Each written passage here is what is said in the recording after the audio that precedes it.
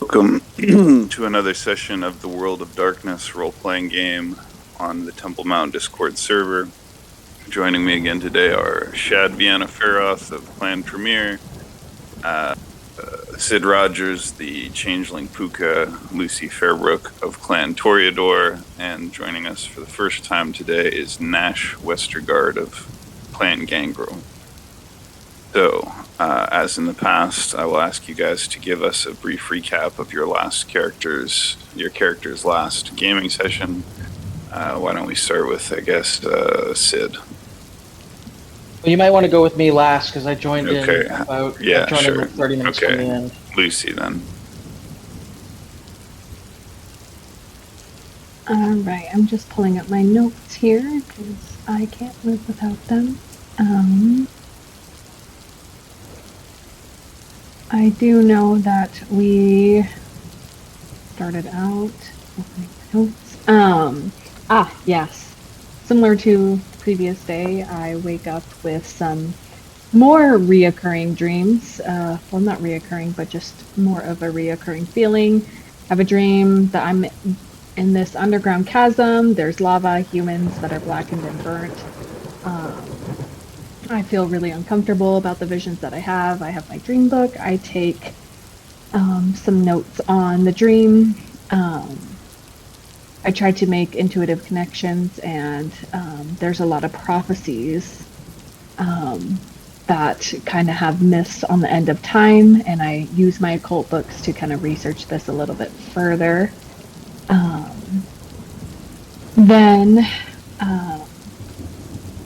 I reach out to, Elizabeth calls me, or I call her, and we talk about Ashara and Lucalian, and that the fact that they're active here in the city is a little bit concerning. Eventually, Newell contacts me, and we are on the way to get Michael at the golf course. When we park, I notice that there's indentations on the grass, but I see human footsteps, and then I see some canine ones. I am able to follow a sort of scent towards them. There is a deer with a fawn, and they run off.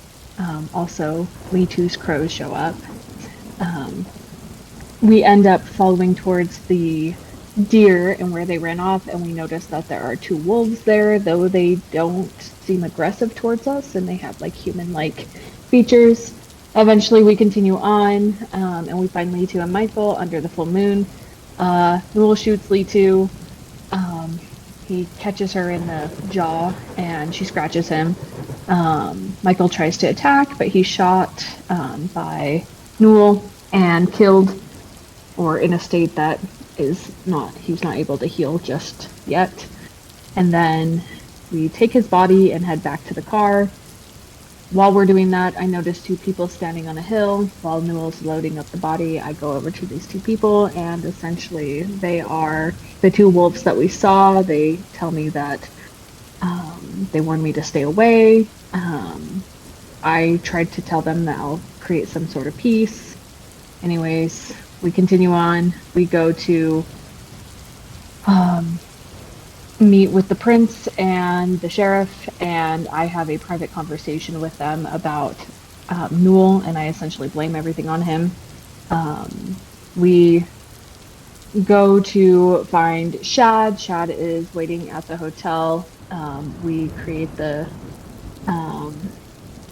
dream link back at my place between Sid and I.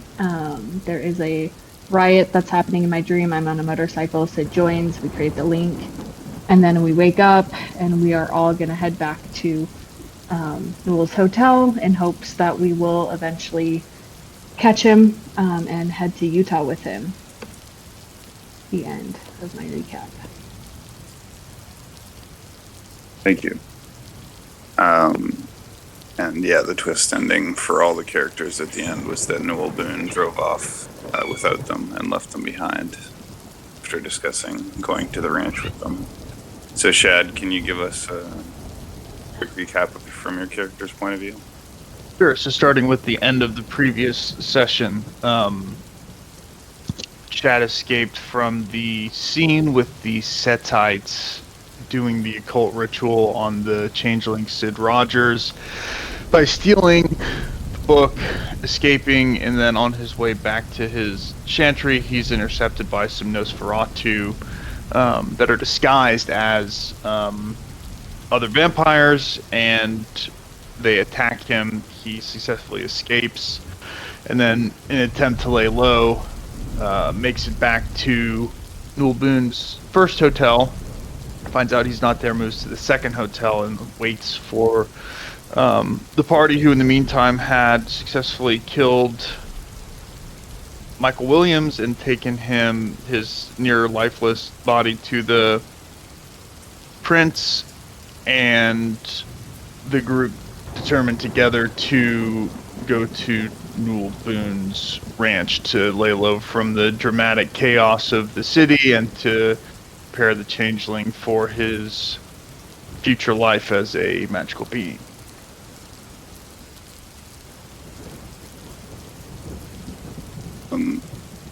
I'm sorry, can you repeat the very last thing you said there? The party, meaning Sid Rogers, Lucy, and Shad, who were at Lucy's occult shop,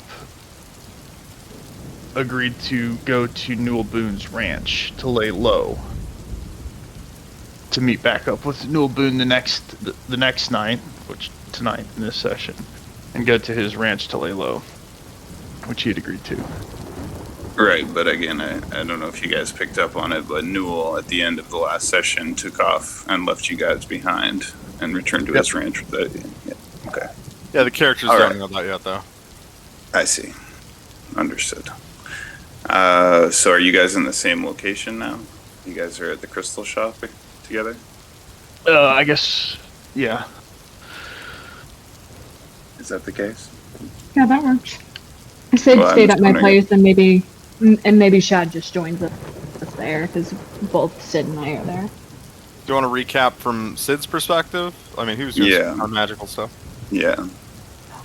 Okay, so basically what happened from Sid's perspective was that he's basically spent pretty much the whole time the party was in the park with the werewolves. He was sleeping in the crystal shop, and then he woke up with a text from Lucy saying, what did it say? It said like contact me or something. What did the text say? Yeah, just text me when you wake up. Right. And so he did, and then they went to to meet the prince at the precinct, or what was it? Like the government building? Yeah, that. And while Lucy was in with the private meeting, he had like a glass of wine, and then after that, he managed to enter the dream of Lucy Fairbrook, and then forged a connection to her dreams, so that if he ever gets in trouble, he can teleport to wherever she is as long as she's sleeping. And that's about it. I think we left off there. Got you. So the entire party is together at the crystal shop except for Nash, who hasn't entered the story yet. Okay, so should we start with Nash's entrance into the scenario? Nah, I think just because they don't even know I'm gone yet, so I don't. Yeah. Well, you left a note, didn't you? For Yeah, me, They I haven't think we picked it up should. Yeah, we need to go to the hotel. That's what we need to do. Were you guys already at the hotel at the end of the last No. session? No, we were at my occult shop. We were gonna Okay. sleep and then go All right. meet Newell. So the next everybody's day. asleep right now, right? Mhm. Okay, all right. So here's what we're gonna do. It is July 6th, 2027, and there is a thunderstorm in Cascadia City. So there's rain, loud thunder, bright lightning flashes, and the night has fallen, and it is, we'll say, just before midnight. And we're gonna start with Sid.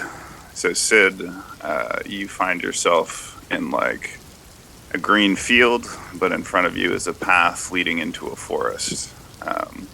And on the path in front of you in the forest, you see the familiar pink rabbit that seems to accompany you in all of your dreams. Am I? Am I? So this is this is a dream then. Well, it's the dream world that your changeling Oh, it's race okay. inhabits. It's the dreaming. No, it's not a dream. It's the dreaming. Am I getting that right? Okay.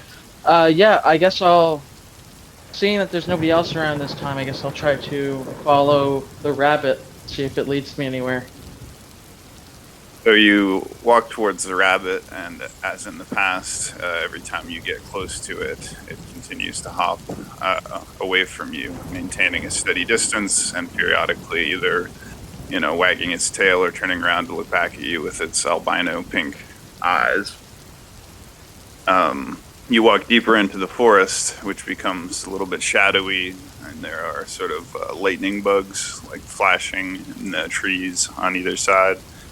And anyways, it seems as though night falls like precipitously quickly, so you can see stars in the sky, and the path you're on starts to ascend like a little hill. And as you climb up to the top of the hill, you see an owl in a tree looking at you intently. And then, An owl? An owl, yes. It's like a medium-sized gray owl with yellow eyes. It's just sitting in the tree looking at you. I wave at it. I just wave at the owl. Okay, it kind of like puffs up its feathers and like puts its like wings to the side and kind of turns its head quizzically to the side at you, like looking at you. Then you hear a sound on the path in front of you at the top of the hill, and you see a small creature. It's like about 4 feet tall with like red skin and like a weird little black leather cap on, little black leather vest. And it looks sort of like what you might describe as like a gremlin or some kind of stunted red goblin of some kind. See, when you wait, I just want to say when you said little creature, I don't know why, but I was immediately thinking of like a golem type thing, Like And he said goblin-y gremlin, kinda- and they both start Yeah. with G. That's a coincidence, man. Yeah. So anyways, it's about 4 feet tall, sort of wiry build, ugly face, sharp little teeth, yellow eyes, red skin, and it's wearing like a weird little black leather cap and hat, and it's like looking at you. And as it's looking at you, and you are kind of staring at it, it picks up a stone about the size of like a large walnut in its hand and throws it at you as hard as it can, aiming right between your eyes. Do I make a dexterity roll or something? Yeah, if you're gonna try and dodge, let me get into the World of Darkness dice channel. Yep. WOD rolls. So this little goblin has a dexterity of 4, and he's gonna sling this rock at your shit. head. Okay, hang on. I'm trying to find the World of Darkness rolls. Did you move the category again? I think Sanjin moved everything up a little higher to the top. Oh, I see. I found it. Okay, so I'm rolling, a 2. At least I'm not rolling a 1. So anyways, with a dexterity of 4, he throws a rock at your head. And he successfully hits you with 3 successes, unless you're able to do 3 or more dodges. So that was your dodges? 10, 9, 9? Or No, you just... no, that was from last game. Okay, Okay. he hits me. Alright, so the rock hits you in the head, and you'll say you get 1 dodge, so you manage to move partially out of the way. So instead of catching you right between the eyes, he kind of catches you on the cheek, but it like hurts, and it does 2 points of bashing damage to you, and Now, it knocks you off your feet onto your butt. So I have a question about this. Is the first time I've taken damage. So Mhm. so I actually have 2 damage trackers. Okay.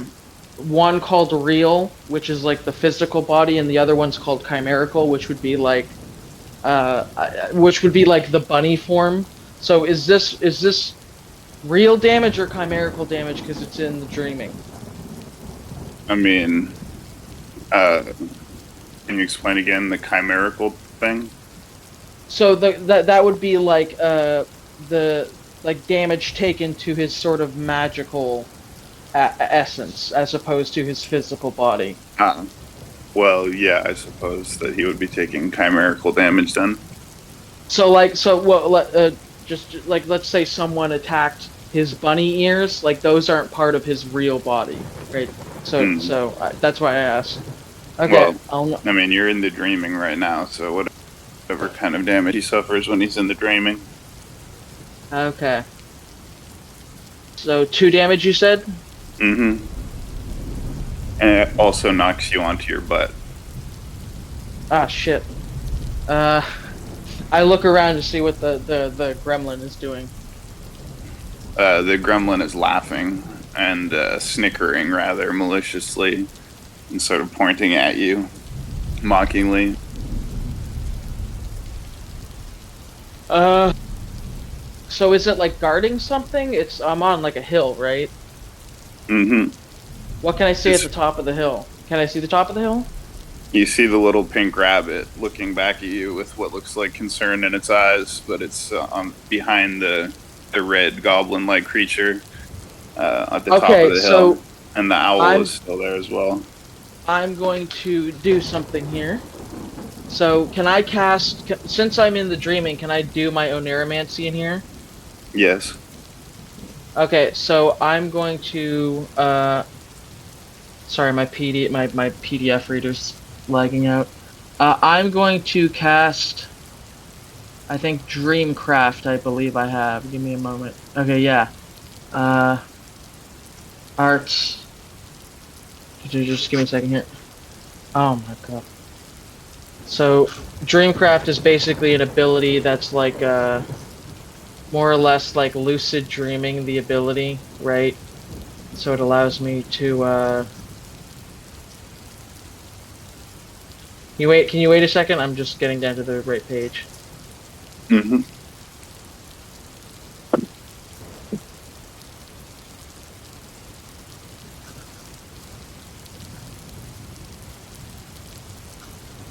Okay, so, Dreamcraft can only be, used in dreams. The Changeling can shape the target's dreams and employ realms to create aspects of the dream. So, let's see, what do I have? So, I have nature. So, I'm going to use Oneiromancy and nature to, the Oneiromancy art with the nature realm to turn the ground beneath the golem into like quicksand, basically, is what I'm thinking. Okay. So roll your Neuromancy plus glamour or whatever you do for your magic. So I have to, basically how it works is I expend a point of glamour's like mana, Mm-hmm. so I expend a point of glamour. So I'm down at, so with the, oh hang on, with the stone, I think I have an additional point of glamour, so I think I have like 4 left. Okay. Like out of the 5, including the thing. So I'm going to be rolling a 3 plus a 2 I have in nature. I don't have any bunks I can think of that I can do here. So I believe the DC is 7. Unless you want to make it higher, but that's the standard DC for... Okay, well, let me just double check. 3 on Oneiromancy, 2 nature, so that's 5. Okay. 10, 9, 4, 8, 3. Okay. So you focus your concentration and will, and you will the mud underneath the feet of the goblin-like spirit or creature to turn into a quicksand-like sludge. And it goes from mockingly laughing to crying out in alarm as it rapidly sinks waist deep, and it's desperately kind of like clutching at the ground, trying to like climb out, but it's like slowly sinking into the quicksand. Like Wait, before it goes completely underneath it, I will offer it a handout. I will offer to pull it out. Okay, so as you reach out a hand to pull it out, it grabs your hand and immediately yanks as hard as it can and tries to pull you into the quicksand with it. Oh, fuck. Okay. So if you want to resist it, then roll like a contested strength check. So I've got this a little strength of creature 3. despite being small, is surprisingly wiry, and because it's like an abrupt yank, it's going to roll 3 dice as well. 2 10s and a 1, so 1 critical success. Oh. Okay. So, as you offer it a hand, it's like crying out an alarm, but then as it sees you reaching out a hand, it like sneers like maliciously and grabs your hand and yanks you into the mud, and you're pulled over onto your stomach, but it actually pulls you on top of it, so it gets pushed further into the mud by you landing on top of it, and it actually sinks completely under.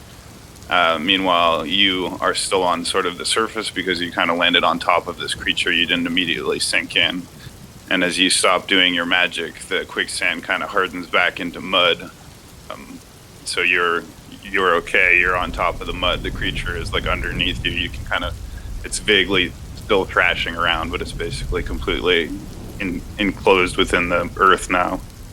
Okay, I'm gonna try and get to the rabbit now.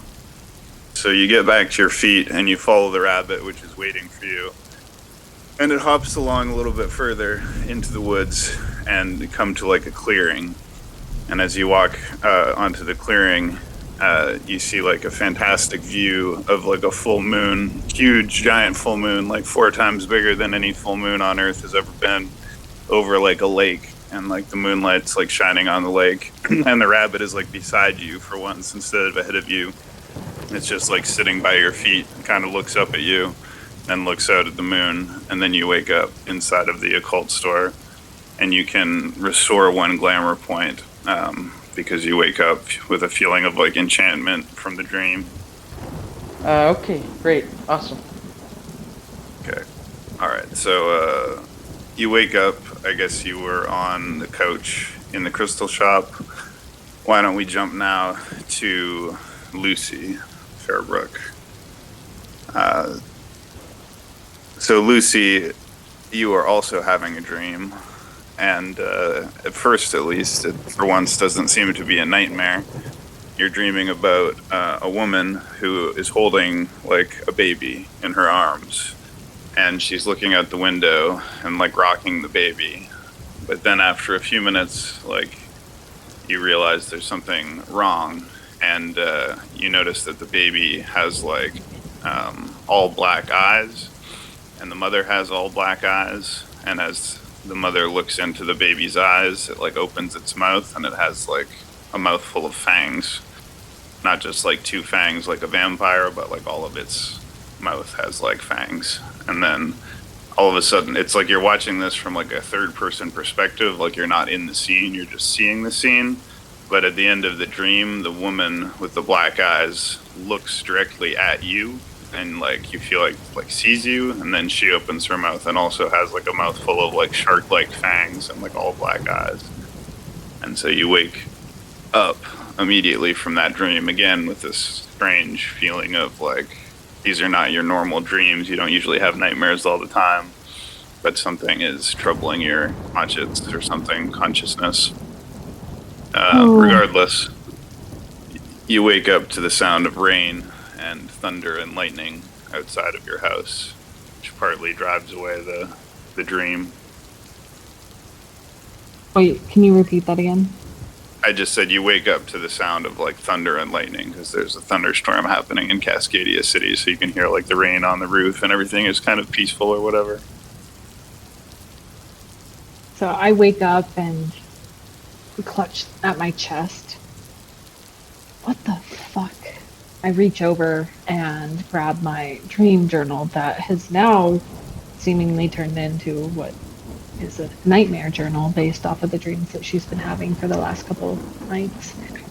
She writes it down, curious about these individuals' fangs. So sitting up, she gets dressed, and just a casual black dress, and walks out to her living room where Sid is sleeping, and she goes to check to see if he's awake. So am I? Is this after I woke up? Yeah, you're Mhm. awake now. Okay. Yeah. So I'm sort of sitting on the couch upright, drinking a glass of water, just tap water. Uh, and as I see Lucy walk in, I say, "Any weird dreams lately?" I mean, you're the dream person. Couldn't you have jumped into my dreams and saw what I was dreaming? And this is after Sure, your but I was, original she doesn't know. and I say sure, but I was sleeping and having one myself, so that would have been a little bit difficult. Oh, okay. Tell me about your dreams. She kind of takes a seat Uh, on her armchair. Well, I was in a forest. There was some path leading up a hill, and then you ever read Lord of the Rings? I can't say that I have. Well, there was a little gremlin guy anyway, and he was like guarding the hill. And there was also a pink rabbit. I always dream of a pink rabbit, and he's at like the top of the hill, but the gremlin's like there's like a gremlin that's not letting me get up the hill. So I turned the ground into quicksand, and then he got sucked into it, and I went up the hill, and there was a giant moon, which was sort of ominous, and then me and the rabbit just sort of stared at it and hung out, and then I woke up. Interesting. Seems a little bit more peaceful than my dream. I had a woman with a mouth full of fangs, and not like these, and she like opens her mouth and touches one of her fangs. She's like, it was like a piranha or something, and she kind of just shrugs. So do those like grow when you become a vampire, or does like some of your teeth like transform into them? How does that work? Kind of decides. I don't actually know personally, but I'm just gonna go with what I think. Well, my teeth change when I was turned, but they're easily not seen.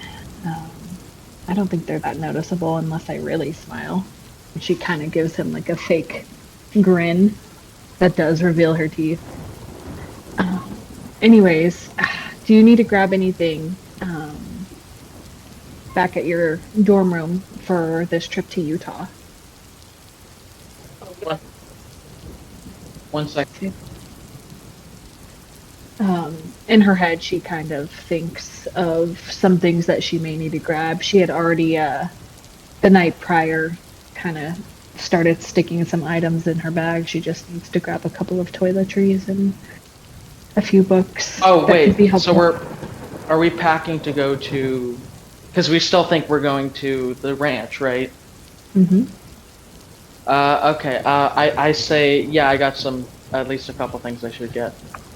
Okay. Why don't you meet me at the hotel, and I'll shoot Shad a text to meet us there as well. And I sort of get my sweater on, and I go out the door to head to the campus. I'm gonna offer you a cab or a car. Like an Uber.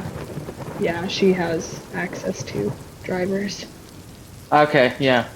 I will take the offer. Cool. One of my drivers comes to get you. Well, technically Elizabeth's, but they're Yeah. at my disposal too. So a nondescript white vehicle with tinted windows is pulled up very shortly in front of your crystal and occult shop. So I which you turn recognize as one of your own vehicles. I turn back to say, you sure this isn't going to end up with me getting like kidnapped and taken into some sort of blood sacrifice, like for the 5th time? She kind of Like, smiles. She smiles sadly at him. I think we're gonna have to get you a therapist. Oh no, I'm fine. I'm just saying, like, every time I seem to get into a car, it's like a 50-50 chance I end up, in incredible danger. You'll be fine. Okay. I'll see you And then. I go outside and I get into the car. Yeah. So as you get into the, go ahead. I was just gonna say I send Shad a text about our ETA for the meeting him at the hotel. Okay. So as you get into the car, you have a strange sensation like something is moving in your pocket. Something is like squirming around in your pocket. And so you reach into your pocket with surprise, and all you feel is the strange pink crystal that you had gotten from Estremia's Lucy Fairbrook store. And it just appears to be a solid crystal again, but you could have sworn you felt something moving in your pocket for a second. But anyways, you don't have time to think about it. Yeah, go ahead. Okay. Well, I you was do just gonna have time say, to think about it. I just sort of mumble. Oh, that's odd. That's odd. I should watch out for that. And then I keep going. In any case, the car drives towards the campus, and you arrive there safely and without incident, and you're dropped off just on the edge of sort of like a courtyard in the middle of the campus. Your dorms are on the far side, and there's just sort of some trees and a couple memorial statues and a big boulder with a plaque on it. And even at this time of night, there's a few like young people sitting around smoking joints or like hanging out, using laptops on picnic tables or whatever. Okay, so I go into my dorm, and I guess what I'll do is I find where I left the Changeling book. I put that in my bag, and then I take with me a laptop and a drawing tablet. Not like one with a screen, but just like basically a big mouse pad with a pen that you can use to draw on a computer. And I take that and my laptop and I put it in the bag, and then I get, I guess, 2 changes of clothes, and I put those in the bag, and then I leave and start to head to the hotel. Before you leave, you said you have a few friends, right? Yes. Can you name and briefly describe like one of your friends that lives in the dorm with you? There's See, I never really thought this far. If you want, I can make them up for you. Well, how about we work together on them? I'm thinking there's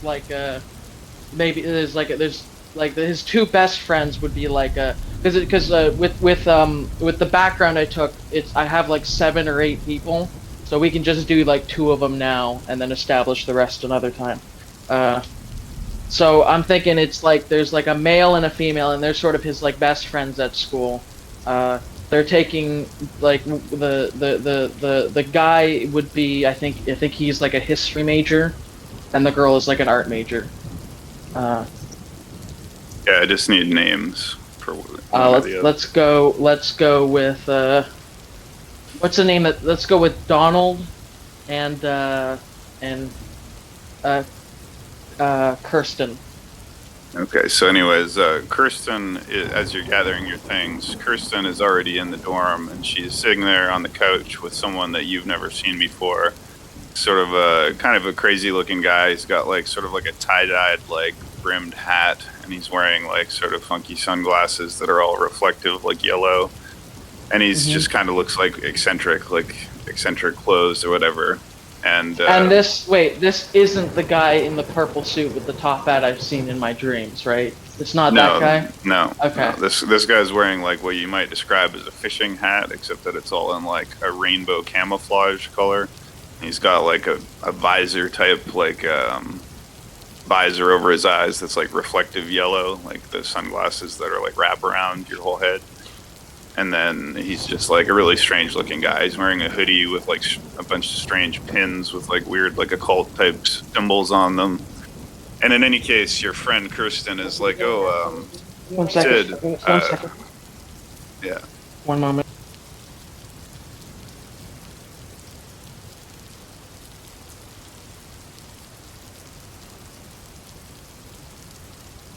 Hello? Hi. Okay, so what were you saying? They're like, Sid, it looks like, are you packing for a trip or something? Getting ready to leave? Yeah, something like that. Should be back not too long ago. She says, okay, well, I wanted to introduce you to my friend Sean. He's really cool, and he invited me and gave me an extra ticket to a party on campus. Apparently there's a joint performance by the Virtual Adepts and a group called the Children of Ecstasy, and they're throwing some kind of big party in the quad.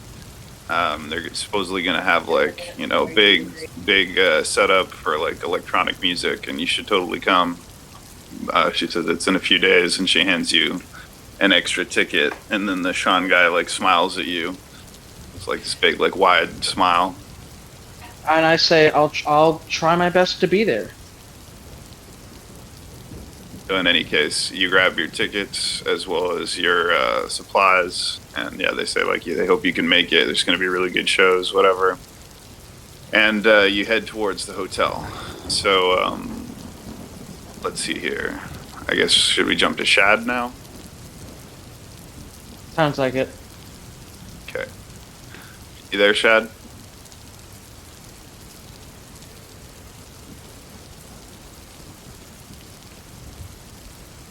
Shad? Alright, well, if Shad isn't there, why don't we jump to Nash, Westergate. Westergaard, but yeah. Westergaard. Alright, so Nash Westergaard, you are driving along the highway on your motorcycle, your Harley Davidson motorcycle. Is that what kind it is? It's an Indian. Okay, your Indian motorcycle.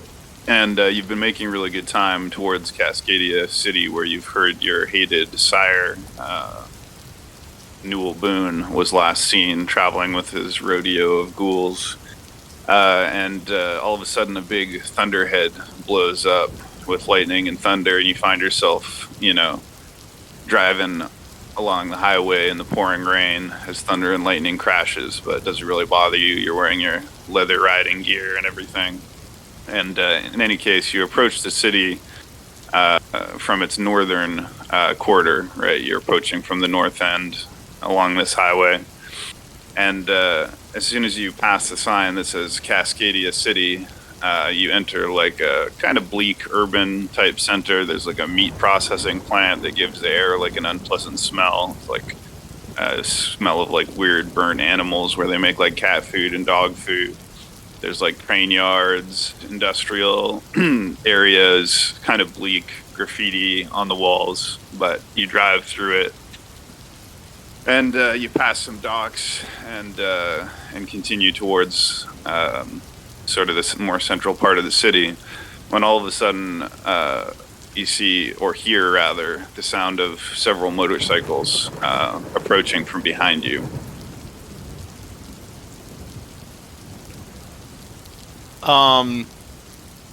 Like how many and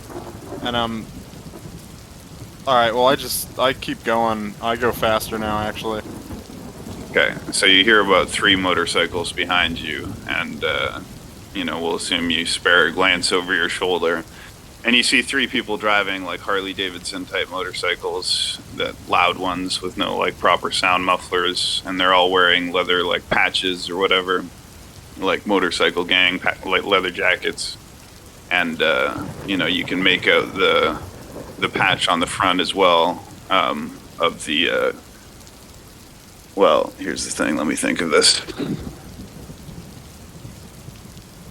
Satan's Angels, we'll call them, motorcycle gang, which is the most powerful or largest motorcycle gang in Canada. In any case, if you accelerate, do you have any skill in driving? Yep. To roll like dexterity plus driving if your intention is to like lose these people. Okay, let me get to the bot, so here we go. We'll say these guys have a driving level of 3 and a dexterity level of 2, and they'll just roll as 1. We'll just say 6, but it'll be a contested roll. So they're gonna roll I failed. 5 dice. So 8, 10, 2, 7, 3. So they get 3 successes. You get no successes. Yeah. So you try to outpace them. However, they gun their motors, and pretty soon they're on either side of you, and one of them is behind you. and they are looking at you. They both have like beards. Like one of them's got like a blonde beard, the other one's got like a black beard, and they're like grinning at you as they're like racing. You're essentially racing, but they've kind of surrounded you now, and they're keeping up with you. And like it seems to be like they're like laughing, like enjoying this, like, but they're keeping up with you as you zip along through the north end of Cascadia City. And as they get closer, you're able to see on the lapel of one of their motorcycle patches what looks like an upside down anarchist symbol, which you, despite your only partial knowledge of your condition, have seen before and associate with another clan of vampires known as the Bruja. Okay.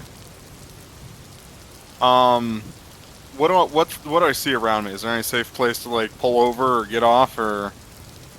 You could pull to the side of the road and stop at any time if you chose to do so.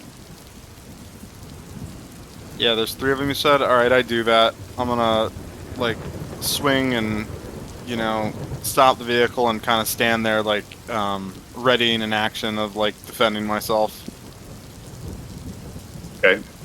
So they pull up beside you in like a neatly coordinated parking maneuver where they park like all beside each other, and they get off their bikes and kind of stroll up to you confidently and like sort of swaggering, but not necessarily aggressively.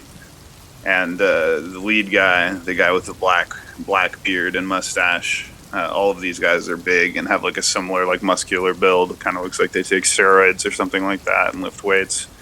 And they'll all have tattoos and stuff on their arms, but they walk up to you and just say, "Hey there, partner. You're a stranger to this city, and this is our turf. So what brings you here, and where you come from?" I'm from Oregon right now. I'm here in this city to try to settle an old score, to be honest. And the guy nods and says, "You got beef with someone in the city?" Well, I hear he might be here. I don't know. He nods thoughtfully and he says, "You represent any MC, or you with any set? You claim any set?" You can see on me, I have like a motorcycle patch that basically says like Sons of the All High. He says, "You can't be wearing another patch in our territory, but we're gonna have to take that off of you." I go ahead and rip it off myself. You take off your jacket, your patch, like motorcycle vest. Yeah. Yeah, I'm And just you gonna get- rip off the patch. Well, no, he wants you to give him the whole like vest. Ooh, the whole vest? Yeah. Yeah, I'm looking at all these patches I've had for a long time and be like, I don't know if I can do that. The guy kind of like cracks his knuckles and he's like, "I'm not asking, brother. This is Satan's Angels territory. You can't just be coming through here wearing another vest. You got to at least take it off. We see you having that again, we'll have to deal with you." I size them up. Do I think I can take them? You think you'd have a fighting chance against him and could probably win easily if you use some of your kindred powers. However, there are 3 of them, and they all look like pretty big, rough customers, so you can imagine it would probably be a 3-against-1 fight, and that might be difficult even for you. Plus, you don't know if they're armed or not. But at this point, he's sort of compromising because he's changed from saying, "Give me the thing," to saying, "Take it off." So he's giving you the option to like put it away and he'll let you go. I take off my thing and, while looking at him, put it in the saddlebag of my motorcycle. He looks at you for a moment, kind of nods, and says, "You keep that off while you're inside my city. You stay out of our business, and you don't sell any drugs in the North End. This is our turf, you understand?" Yeah, I understand. And he says, Where's "If a any, safe place to and catch a drink around here? He says, "Around here, just about any street corner, but we drink at the Pink Flamingo casino." And he kind of points down the street towards where there's like a, fluorescent Pink Flamingo, and it says like slots, VLTs, girls, some kind of like all around entertainment center bar. Flamingo, huh? And I just kind of like eye them and kind of smirk. I'm just thinking Canadians. Yeah. In any case, there's also like dive bars like all around with various nondescript or kind of ironic names. But anyways, before the guy lets you go, he says, you know, I know another kindred when I see one, and I just thought I'd let you in on a little something before you go. The Camarilla in this city is weak, and the Bruja have declared independence. The North End is our territory, and you should be aware that this city may be falling to the Sabbat. So be on your guard, but stay out of our domain and don't interfere in our business. He says, but if you decide you want to throw off the shackles of the slave masters and join a truly free and independent group, you know, if you pass our tests, you could patch over and join us, both in the MC and in the Anarch, you know, independent faction. Right on, right on. You know, I'll think about that. One more question before I go. Where are the other gangrel at, or in the city? They got a domain or district that they stick to?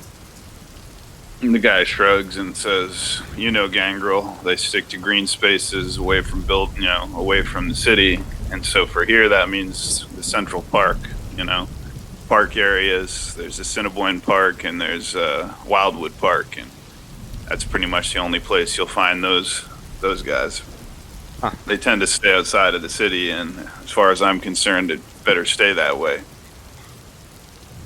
Huh. Well, thanks for the introduction. I get on my bike and I kick it on and say peace, and I get out of there.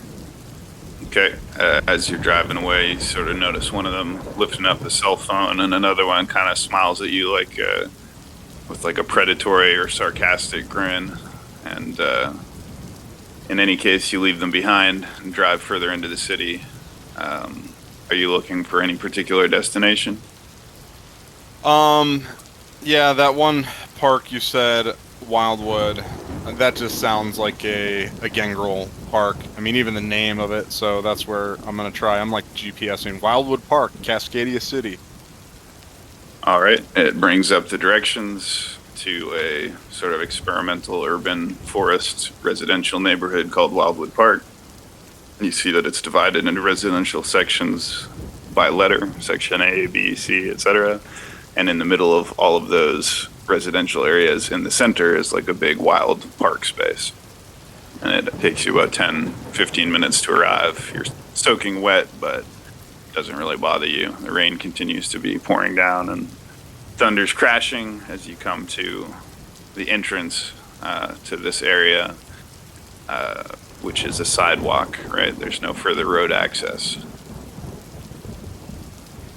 Okay. I mean, I could just ride my motorcycle like across the lawns and stuff, couldn't I? I mean, you could, in principle, ride it on the sidewalk. It would just be against the law. All right. Well, I'm gonna just leave it here, and I'm gonna put a chain on it. All right, you lock up and secure your motorcycle outside the entrance to Wildwood Park, which is even more dark and foreboding with the rain pouring down. We will now jump to Shad's character, I guess. You there, Shad? Yep. All right. So are you, shall we say, sleeping or in torpor in your Chantry House office room? Well, I was gonna not go back there. There's a little bit of time jump between the last session and now, so you tell me where to start. Well, no, I'm not sure. You tell me where you are. Let's just say I got a hotel. You got a hotel? Okay, Yeah. so you didn't. All right. Okay. So you stay at the Kingston Hotel, and it's like a relatively nondescript, middle of the road hotel. And you are also dreaming, you know, and you're dreaming of being on like a ship, an old school ship with masts, and sailing. But there's a big storm coming up, and it's like, you can't tell. Maybe this is a memory from the past, or maybe this is just a dream.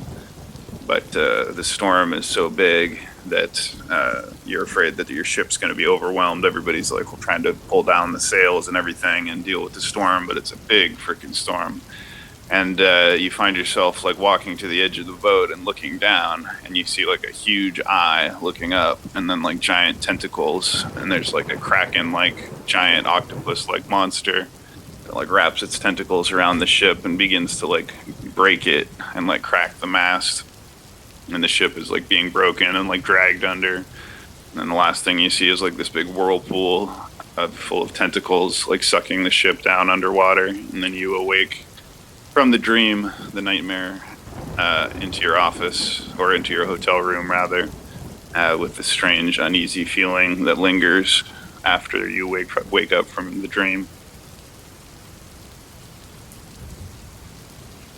I shake it off and recount the events of the previous night meticulously, searching for any holes where Camarilla, the Sethites of the Sabbat, would be able to track me to my current location. There are an obvious few.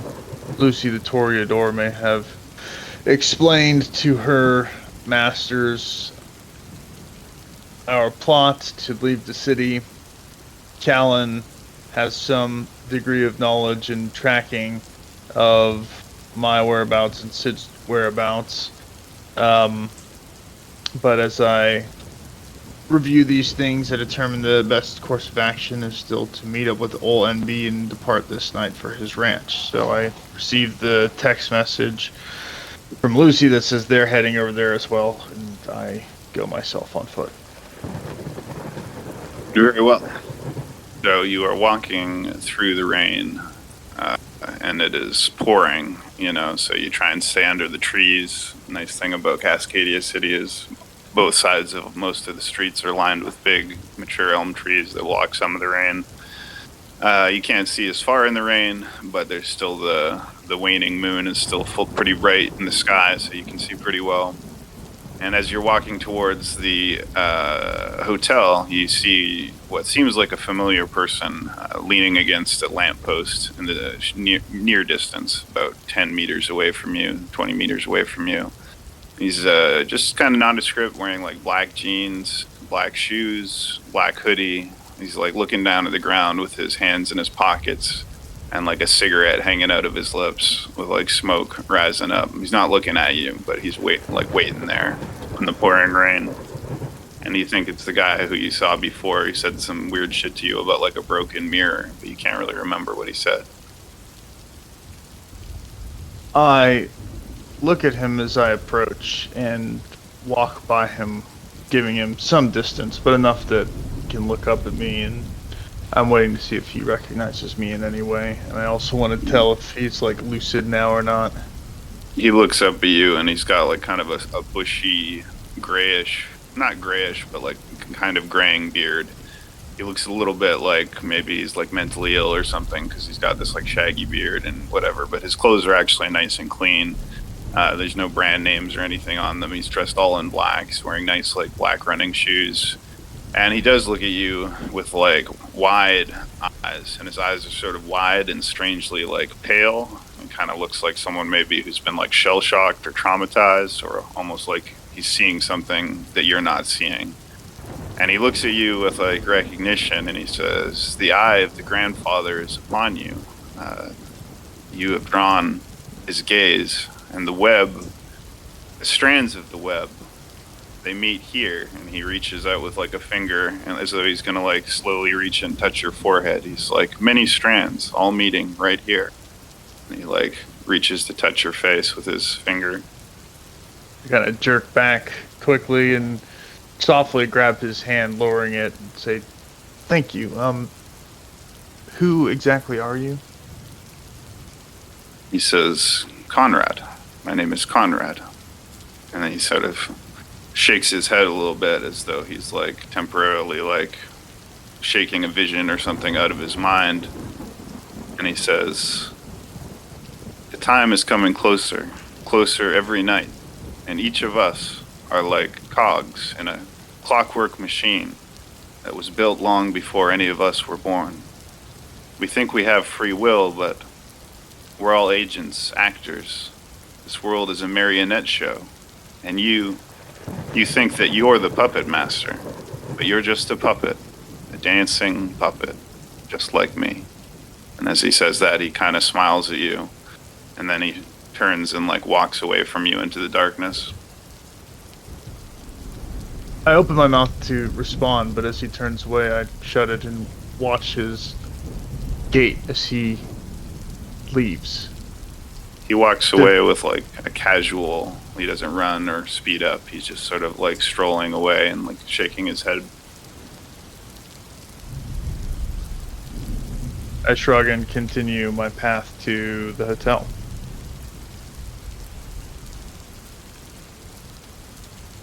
So you arrive at the hotel about 15 minutes later at about the same time. Well, actually, Estremia, Lucy, and Sid have arrived before you. You guys were all going to the same place, right? Mm-hmm. Yeah. So you arrive and find Lucy with her motorcycle parked and Sid standing nearby, having already arrived at the hotel, waiting for you. I approach Are the we- two and address Sid. Are you still excited for your road trip? Yeah. We gotta make some sort of stop at a gas station though at some point to get Pringles. Sure. To get what? Pringles. Pringles, okay. Lucy, So- where is Newell? I haven't headed in yet. You two seem closer. I thought it'd be better if we all go in together. She kind of motions her head towards the entrance of the hotel. So you go into the hotel at this time of night. The lobby is empty. There's a receptionist at the desk. You know, she's got her hair up in like a big perm, just like a middle-aged, overweight woman wearing like a easy hotel vest.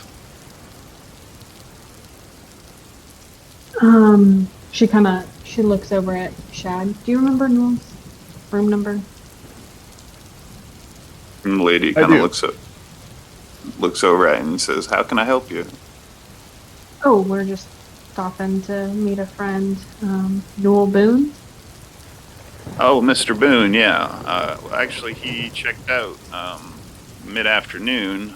Someone's actually already taken his room. I'm afraid you must have missed him, but you aren't by any chance Lucy Fairbrook?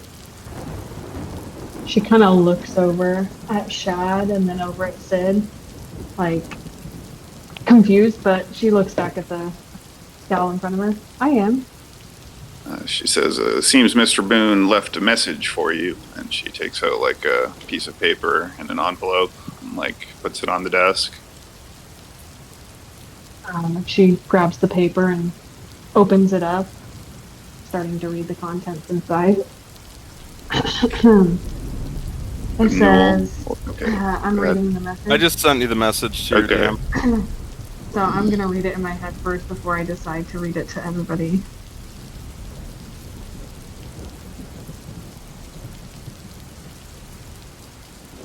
And she finishes reading the message and then dumps out like some sort of technology that's like in her hand. She walks over to Sid and Shad and kind of motions them away from the lady at the front desk. And she reads the letter to them. Listen, it was my pleasure getting to know you over the last few days. My time's up, and I feel it in my bones that it's time to move on. I've just found out an old friend of mine who has every right to my blood is fast approaching. And though I admit by my right, my blood is his, and I'm not ready to give it up just yet. If only things worked out better before and now. Anyhow, you take care of yourself. Things probably won't be as bloody with me around. And sorry for stirring it all up before skipping town. Your faithful friend, Noel Boone. And then in my hand, I show them the crushed up SIM card of his cell phone. Well, she looks over at Shad. How much for a road trip? Can we still go to a Indeed. gas? I say, can we still go get Pringles? I can pay for them. That's his shoulder. Unfortunately, Sid, we have more serious concerns than Pringles right now. I'm sure we can manage to get some at some point, but again, half the city's looking to spill your blood. Half of them know who we all are, where we all are, and want to kill us. And our allies may no longer be our allies, I say, glancing over at Lucy. She tilts her head, looking at him. And what do you mean by that statement? I continue. I don't have a plan B, but I'm extremely thirsty. And given the threats against us, it's best that we are fully powered for whatever the night may have. I wouldn't like to make a public appearance at the pyramid, but are there any other kind that we have easy access to? Oh, Well, I don't know. Invite. I don't know about kinds, but apparently, some people called the Cult of Ecstasy and the Virtual Adepts are having some sort of party or concert or something. Do you know any? Yeah, I got tickets. Did I only get one? How many tickets did I get, Shogun? You got 2. Okay. Yeah, I only got 2 though. So I don't know if this even means anything, but Well, Yeah. I mean, The Cult of Ecstasy is somebody's herd. I forget. Is it a Toreador resource? they sound familiar to me. I'm sure my sister's hosted them before. Also, you notice on the tickets, these are like rave tickets, and so they say $20 tickets, $30 at the door. It says right on the tickets. is that so that means wait, so that means I can get it, me and one other person get in, the third person has to pay $30. Well, that essentially, anybody can get in if they pay $30 at the door, but if you buy your ticket in advance, it's $20, and you got 2 free tickets, so you don't have to pay. You got a free plus Okay. one, but it says right on the ticket that it's $30 at the door, so it's not like you can't get in if you don't have a ticket. So I point this out and I say, Shad, you got $30 laying around? I'm sure I will be able to find a way in if that's where we go, but are we sure that these aren't Setites? Where is the domain? What region of the city is it in, and whose domain is it? And I don't know if I need to like roll something to recall what I know about these groups.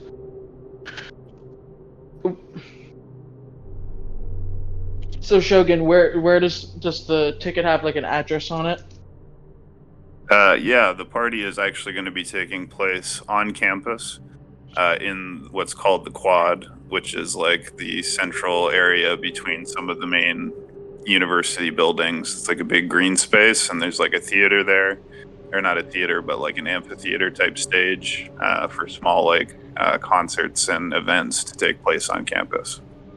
Oh, is this Premier Domain then? Well, your domain is a specific part of the campus. The Cascadia campus is quite large. It's like one of the biggest universities in Canada.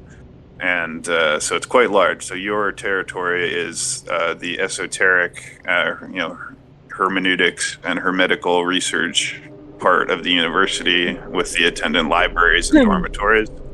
But you don't have domain of the entire campus. And there's other factions that also have a stake in the university. So nobody really claims the Quad as their domain? Not per se. It's more or less a meeting ground in the middle of various parts of the university that are claimed by different factions. Not all of them, obviously, are associated with anything like unusual, but some of their, you as a Tremere who is part of this university campus, you're aware that there are other groups, including various student groups, which are involved in various things. You've heard of the Children of Ecstasy before. You're not sure exactly what they are, but your understanding is some kind of like a drug cult or like a hedonistic sex cult or something. You've heard like wild rumors about like fraternity and sorority parties, and that they're the people to talk to if you want to get like good drugs on campus. You've never heard of the virtual adepts before, but Sid has, and Sid has only heard of them as being like some kind of group of like whiz kid hackers and programmers that are like based out of the computer sciences department. Okay, so I explained to the to Lucy and Shad that the virtual adepts are, and I say, oh, by the way, the virtual adepts, they're like weird, not art, they're nerd. I mean, I'm a nerd, but I'm like an art nerd. These people are like tech nerds, and they really seem to be into like the movie The Matrix. They're really into that as like a style, I'm sure we can find some people to feed on there. If not, I can get some blood to my house. Again, that concert isn't tonight. That concert is, tomorrow night. Okay. And she double checks the date on the tickets. It looks like that's tomorrow, Sid. Maybe if we have time, and depending on what is best to keep you safe, we'll see if we can go. Okay. Well, look, But- I'm not too invested in the idea of going, but I told a friend I'd try to be there. So, I mean, it's I still want- preferable. I still want you to live a normal life. And she kind of like gives a pointed look at Shad, who clearly has other ideas.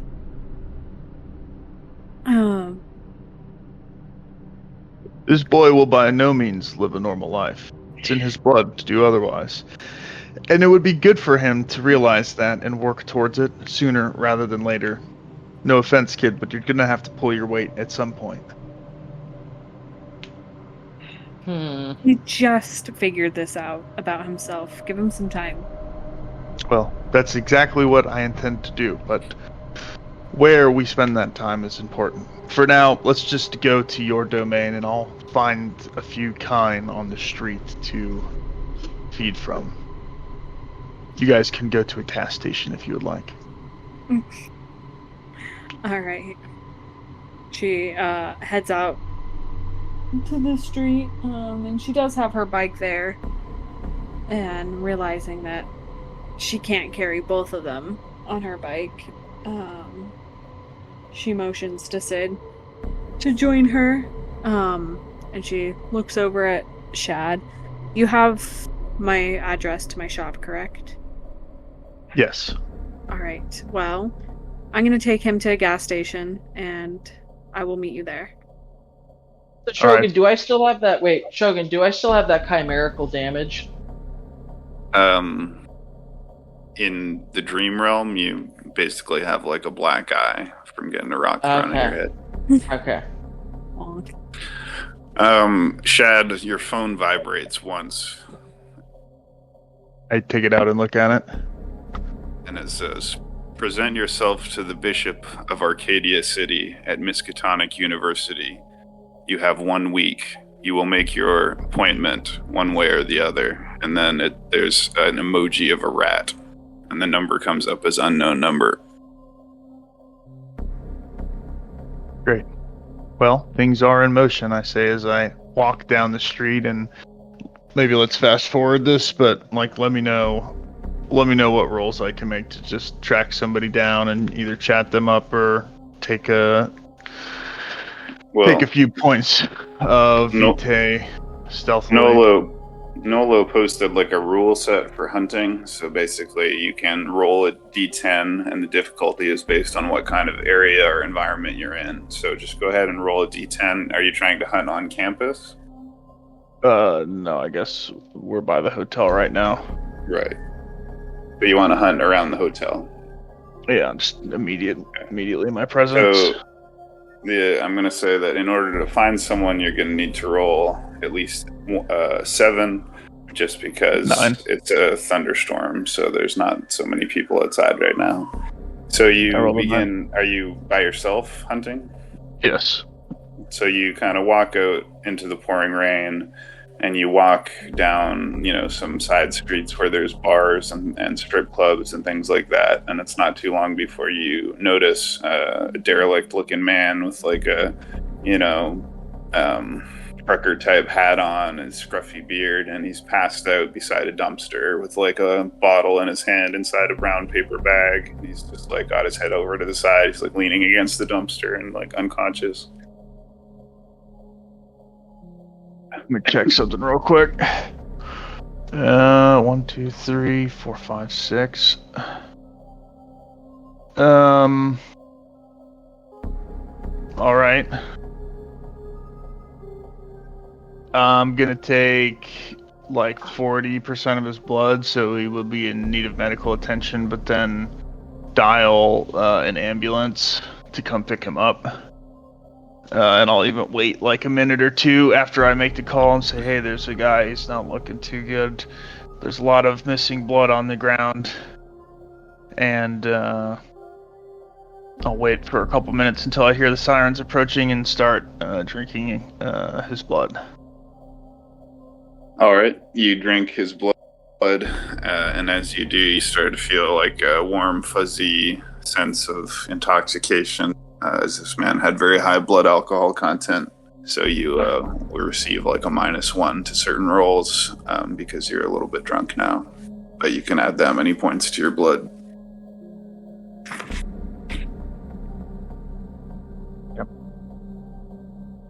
All right, so after this, I start stumbling off a little bit, feeling the alcohol in the kind's blood now coursing through mine, and follow up with Lucy at the occult shop. All right, so after feeding on the derelict homeless person, you walk off towards the occult shop. You hear the sirens in the distance.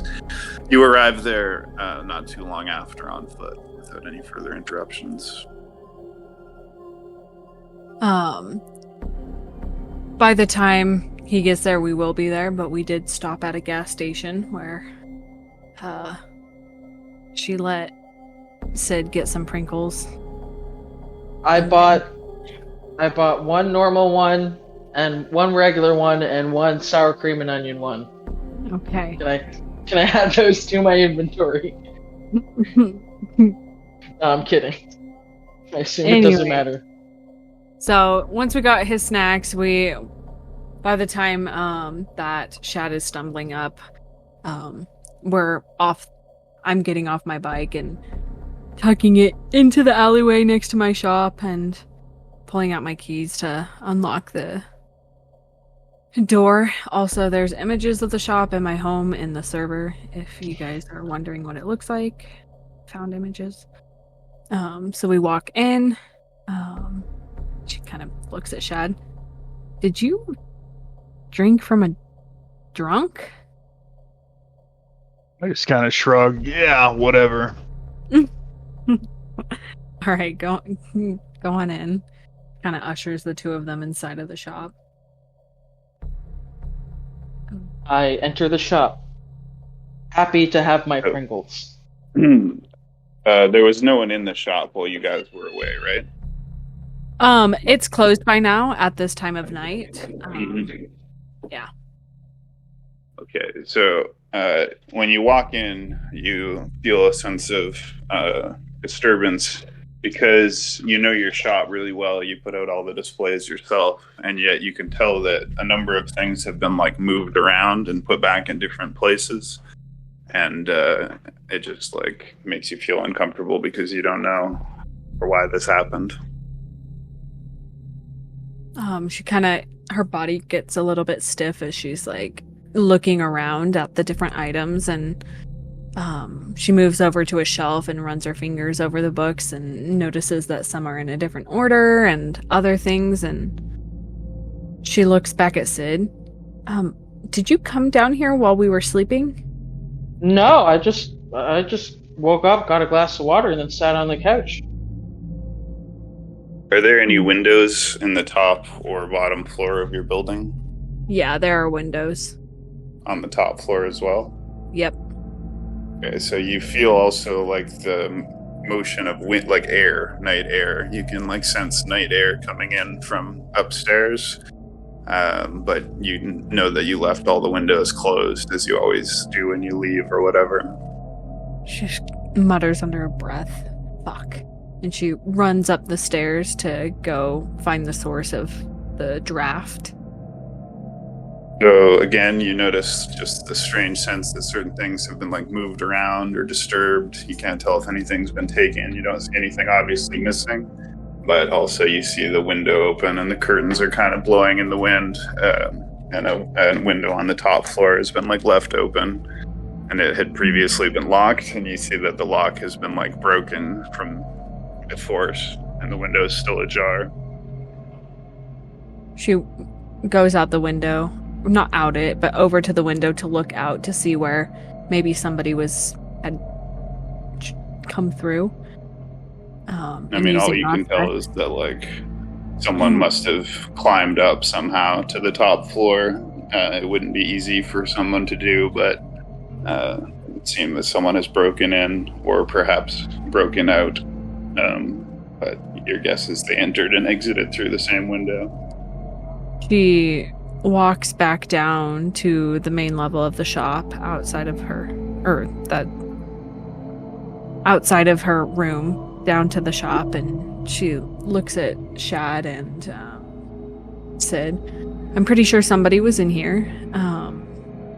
She pulls out her phone. She had previously saved Callan's information into her phone because he had given her his card, and she gives him a call. So, Callan, your phone rings. Yeah, Callan here. Are you available? I know you have some abilities of investigation. I think somebody might have entered my shop. Yeah, I think I remember how to get there. Let me call for a ride, and I'll be on my way. All right, we'll see you soon. She hangs up. Sounds good. You smell something dead. An unpleasant smell, like the smell of perhaps a dead animal or something. And it's coming from inside your chamber. No. So she catches a scent of this dead smell, and she heads up, up the stairs from the main level of her shop into her living room, and then eventually into her room. So you quickly locate the sense of the source of the unpleasant scent, and it's actually your dream journal, which was beside your bed, and it's open, and it's turned to another page as though someone has read all of the entries and then opened the book to the next blank page, and they've just left a big, dead, stinking rat right in the middle of your book.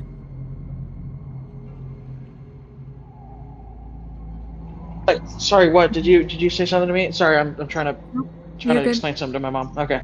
You're good. She goes to her doorway and yells Shad's name. Shad, get up here! I stumble up the stairs somewhat clumsily and enter. What is it? What? She points at the rat that's sitting on her book. What the Dead fuck rat. is that? Were you that hungry? Oh, she hits him on the shoulder. You are the one who's been playing with rats. Oh, I see. Well, I think back to the text message that I received only a moment ago and just flip back out my phone and kind of drunkenly look at it, shake my head. Yeah, guess I have been. You're a fucking idiot. She mumbles under her breath and picks up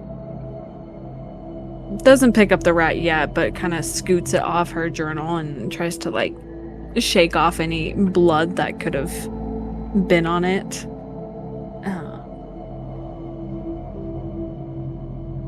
Can she tell anything about this rat specifically? Is there any sort of ritual that was done with it, or anything that had to do with like magic or anything? As far as you can tell, it's just a dead rat. So no blood. It's just like, but it smells like the sewers. Like it smells like it's like a sewer rat. Nice.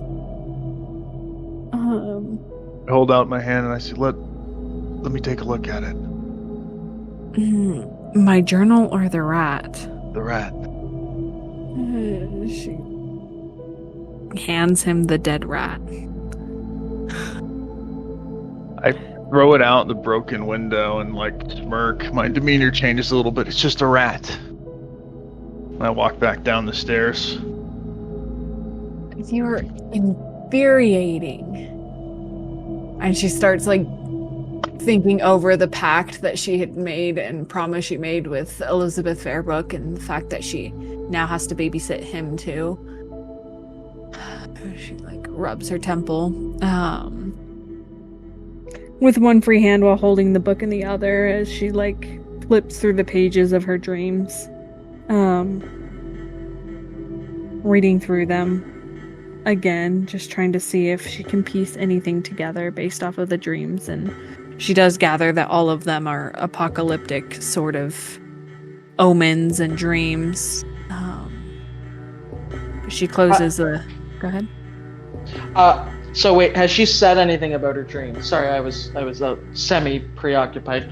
Has she like said anything about her weird apocalyptic dreams? No, she hasn't told anybody about them. Okay, never mind then. She sets the book back down on her dresser and kind of just looks around to make sure that nothing was stolen or anything else as she heads back downstairs to wait for Callan to arrive.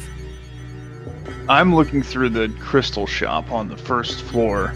Is there anything in here that is either a sword, a staff, or a crystal that would be like a quartz crystal that would be like kind of the size of a staff? Oh, there's many an item. Yeah. There would definitely be some ritual knives, some, not necessarily a sword, but athames, so ritual knives. It needs to be like at least 4 feet long. 4 feet? No, there's no 4-foot sword. Is there a But staff? there are like walking sticks, yeah, and such. I'm gonna pick one up, actually pick a few of them up as I'm looking through them and like start investigating them by just turning them from side to side in my hand and then spinning them a little bit with both hands and maybe dropping it once or twice in my semi-drunken state and picking it back up, kind of looking around for other potentially useful items.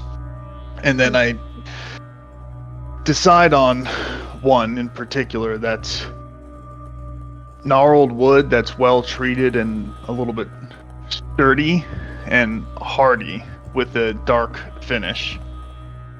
And I turn towards Lucy as I see her coming down the stairs and say, "What is this made out of?" Olive wood, I believe. Olive wood. Perfect. I'll take it. Okay, and she walks behind her desk, or where the register is. It had already been closed down for the night, and she's just like, you know what, don't worry about it. I'm not gonna mess up the sales for my team, so it's fine. Thanks, I won't. Now, what's going on with Kalen? Where is he again? Is he at his... He's there's traffic. He's on his way to meet you? Yeah. Okay. But he's also busy right now, like he can't play. He just said a wiring issue or something. Sure. No worries. Yeah, I'm still here. Oh, okay. Alright. So shall we say that you arrive in your vehicle at the occult shop? Yeah, we'll just assume that I bring the same gear that I've usually got on me: sword, trench coat, investigating things, and no problems that they got. Okay, you're a little bit hard to hear, at least for me. I'll turn you up, but Yeah. in any case, Lucy, you see the headlights outside your building, and you look out the window and see the Ventru kindred, Kalen Clark, pull up in his car. She goes to the front of the shop to open the door because she had locked it behind them. Kaylin, thank you for joining. No problem, guys. That's wicked. Oh, buddy, we are struggling to hear you. You sound like Yeah. you're underwater. Yeah, I didn't catch that at all. If you can do anything to fix your mic, get closer to it, speak a bit louder, etc. Get on your phone, maybe. Yeah.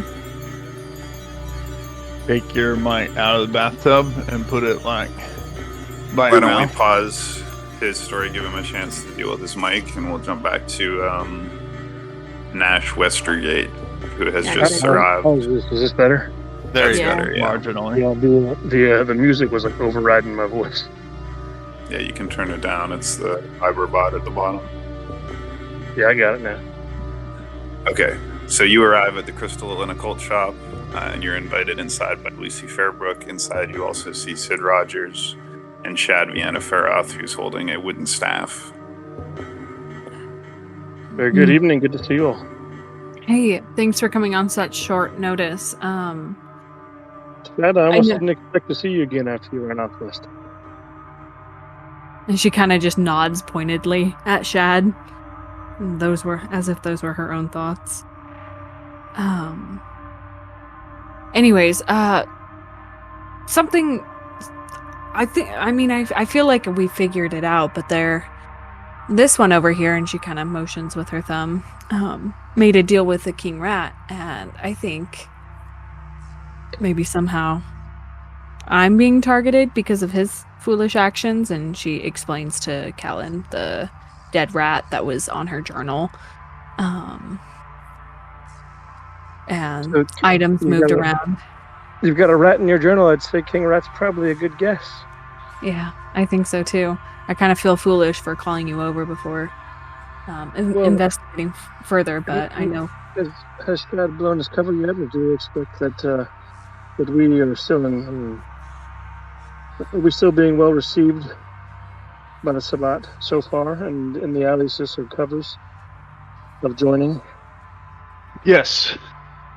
Yes, the Sabbat are still interested, and in fact, I have 1 week to present myself to the bishop, and I'm sure the Sabbat will welcome whoever would like to come with open arms.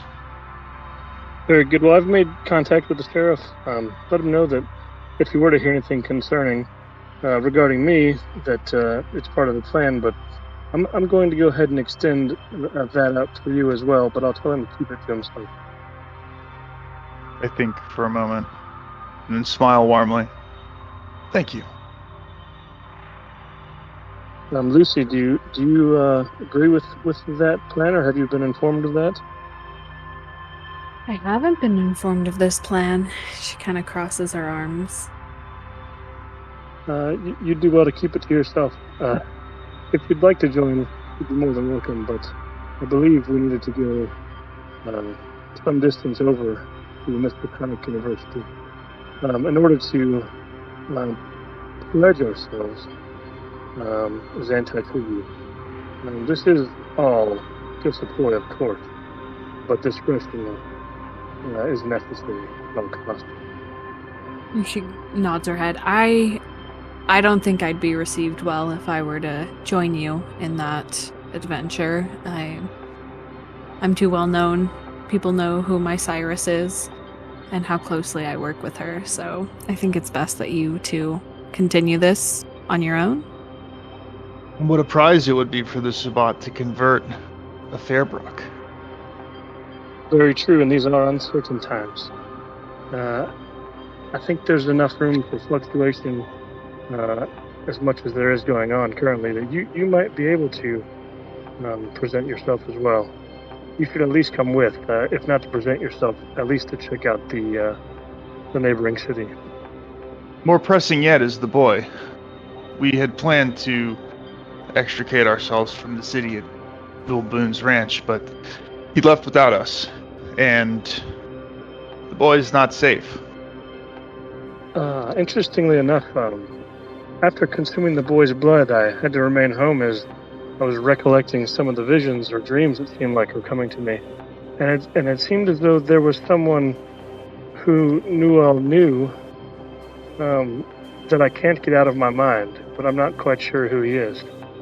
Oh, I think you mentioned him in his letter to me, and she pulls out the folded paper that's in her back pocket and retells the message to Callan, essentially that an old friend of Newell's, who is essentially after him, is returning to the city to find him. That could be the one. I'm sure once I see him, I'll be able to confirm if it is exactly the person I'm thinking of.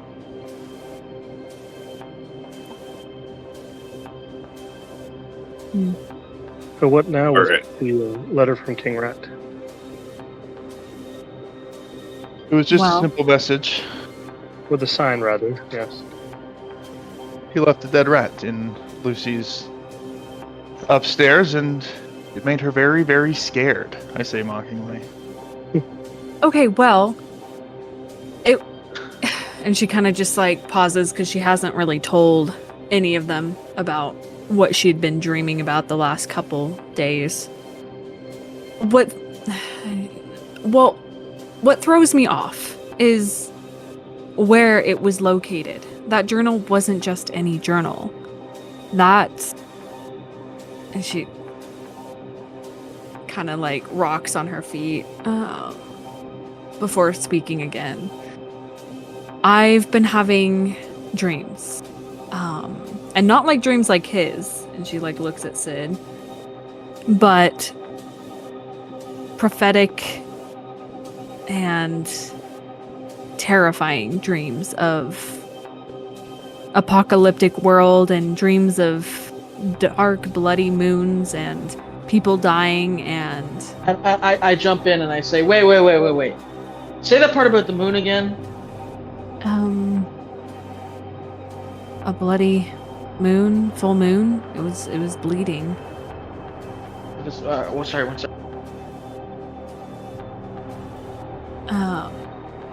So I say, yeah, I've seen something about the moon too.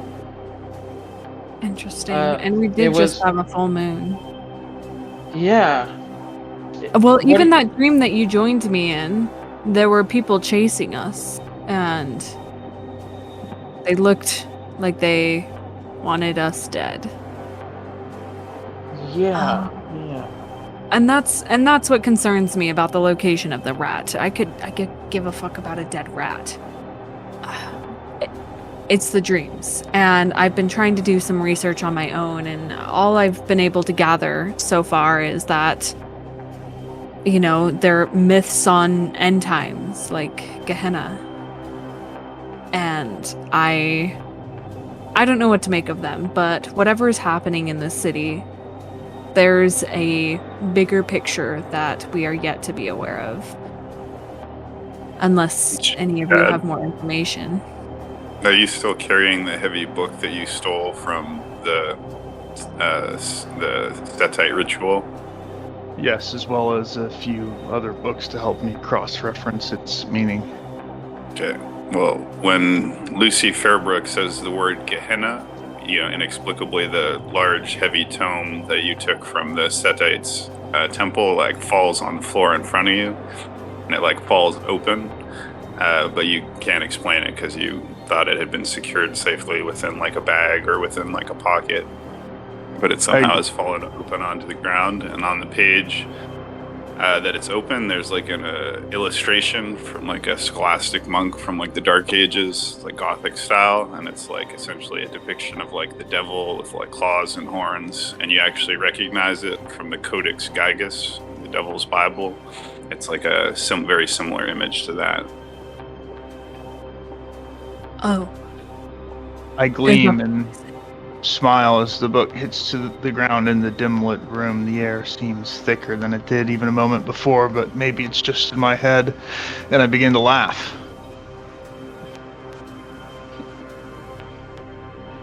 Now, should we pause here and go to Nash for a little while? Yeah, that sounds good. Good idea. So Nash, you park your motorcycle at the edge of Wildwood Park.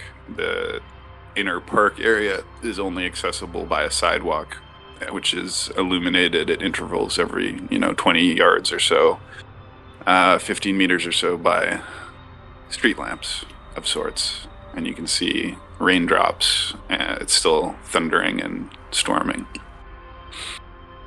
Water's running off all the boughs of the trees. Okay, I'm gonna try to, look around and, for any telltale signs of gangrel activity in the area. So you begin strolling in along the sidewalk, or? Yeah, further into the... Okay. So you walk in, and as everyone does, the first thing you pass is a children's play structure, which is abandoned at this time of night. Nevertheless, you get an uneasy feeling as you pass it, as though you feel like you're being watched, but you don't see anyone there. You continue a little deeper into the forest, past the second street light. You can see there's a few lights on in the odd windows here and there in the distance of these nice houses, but around here there's nobody out. It's pouring rain. It's, midnight. Moon can still be seen in the sky. And as you walk deeper into the forest, you come to like a dense, tangled area in the middle. There's a little sign that says the Witchy Path, which might have been made by children or someone as a joke. You can't tell, but it's been hung at the entrance of what's a very narrow footpath into the denser tangle, or the sidewalk continues into the park further past that as well. Okay. And, how dark is it in here? well, on the one hand, it's a thunderstorm and it's cloudy every time and it's raining. On the other hand, the moon is still fairly bright in the sky, and your eyes are fairly well adjusted to the darkness. So it is dark, but you can see because there's also some ambient light from the street lamps as well. Strangely enough, though, I'm gonna put on some motorcycle goggles that are tinted over my eyes, and then I'm gonna activate Eyes of the Beast. Okay. So you put on your motorcycle goggles. Do you have to spend a point of blood? Nope. They just start glowing red, and that's why I have the tinted motorcycle goggles on. All right. So your eyes begin glowing red, and you can see sharp, clear distinction in the darkness with the Eyes of the Beast, which you conceal behind your motorcycle goggles. You hear cawing, and you see 3 crows circling overhead. They're just like circling around you over your head, cawing in the rain. Okay. I kind of look at them weird, and I keep going in. Are you gonna go down the Witchy Path? So you walk into the Witchy Path. There's a lot of like tangled underbrush and so forth. You also see that certain trees appear to have been scratched by, heavy scratch marks. You walk deeper into the path until you can no longer see the exit or the, entrance that you came in through. And you hear in the distance, like the sound of a female laughing. And then you look in front of you and you see 2 white, large dogs, very beautiful looking, sort of like maybe part husky, part wolf dogs with blue eyes, standing on all fours, obviously, on the path, blocking your way forward. I try to stand with a confident, intimidating aura, and she sees me, right? Well, the 2 wolves see you. You can't see anyone else. You heard laughter, but you didn't see anybody. Okay. And I just say, "Where's your mistress?" Because I heard a female laughing. The wolves simply look at you with like a ready, open, expectant look. Neither.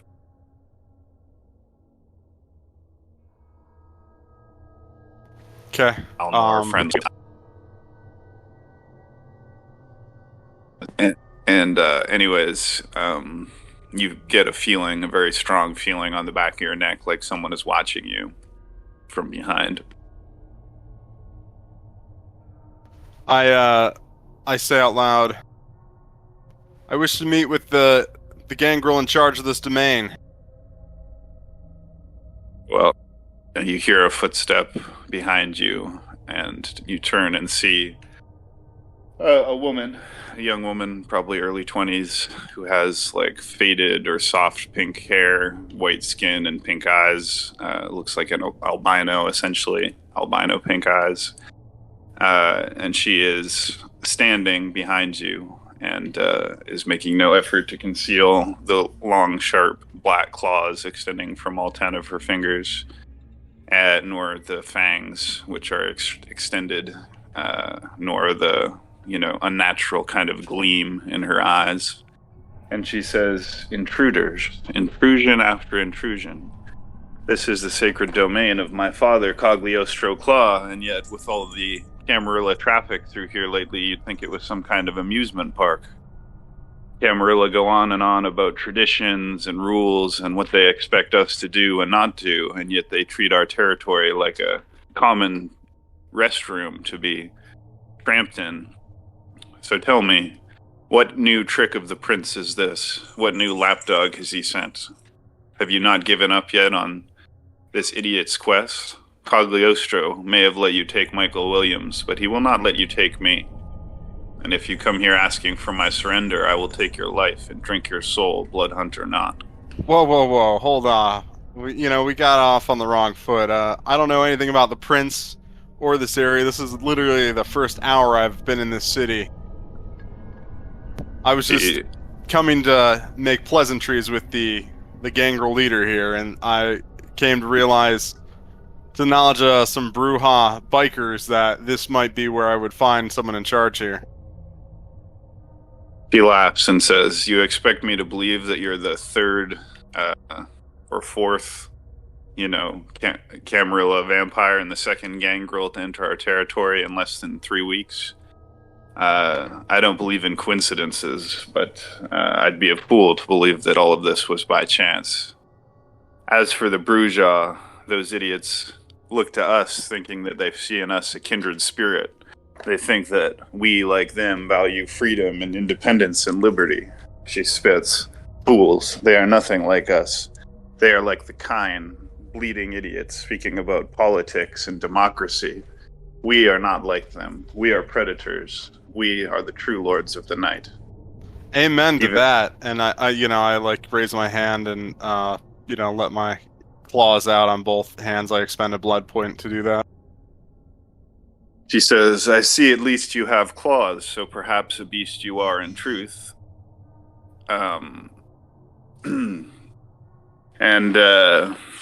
Sorry, I got distracted by something. She says, "But we shall see. You ask to speak to the,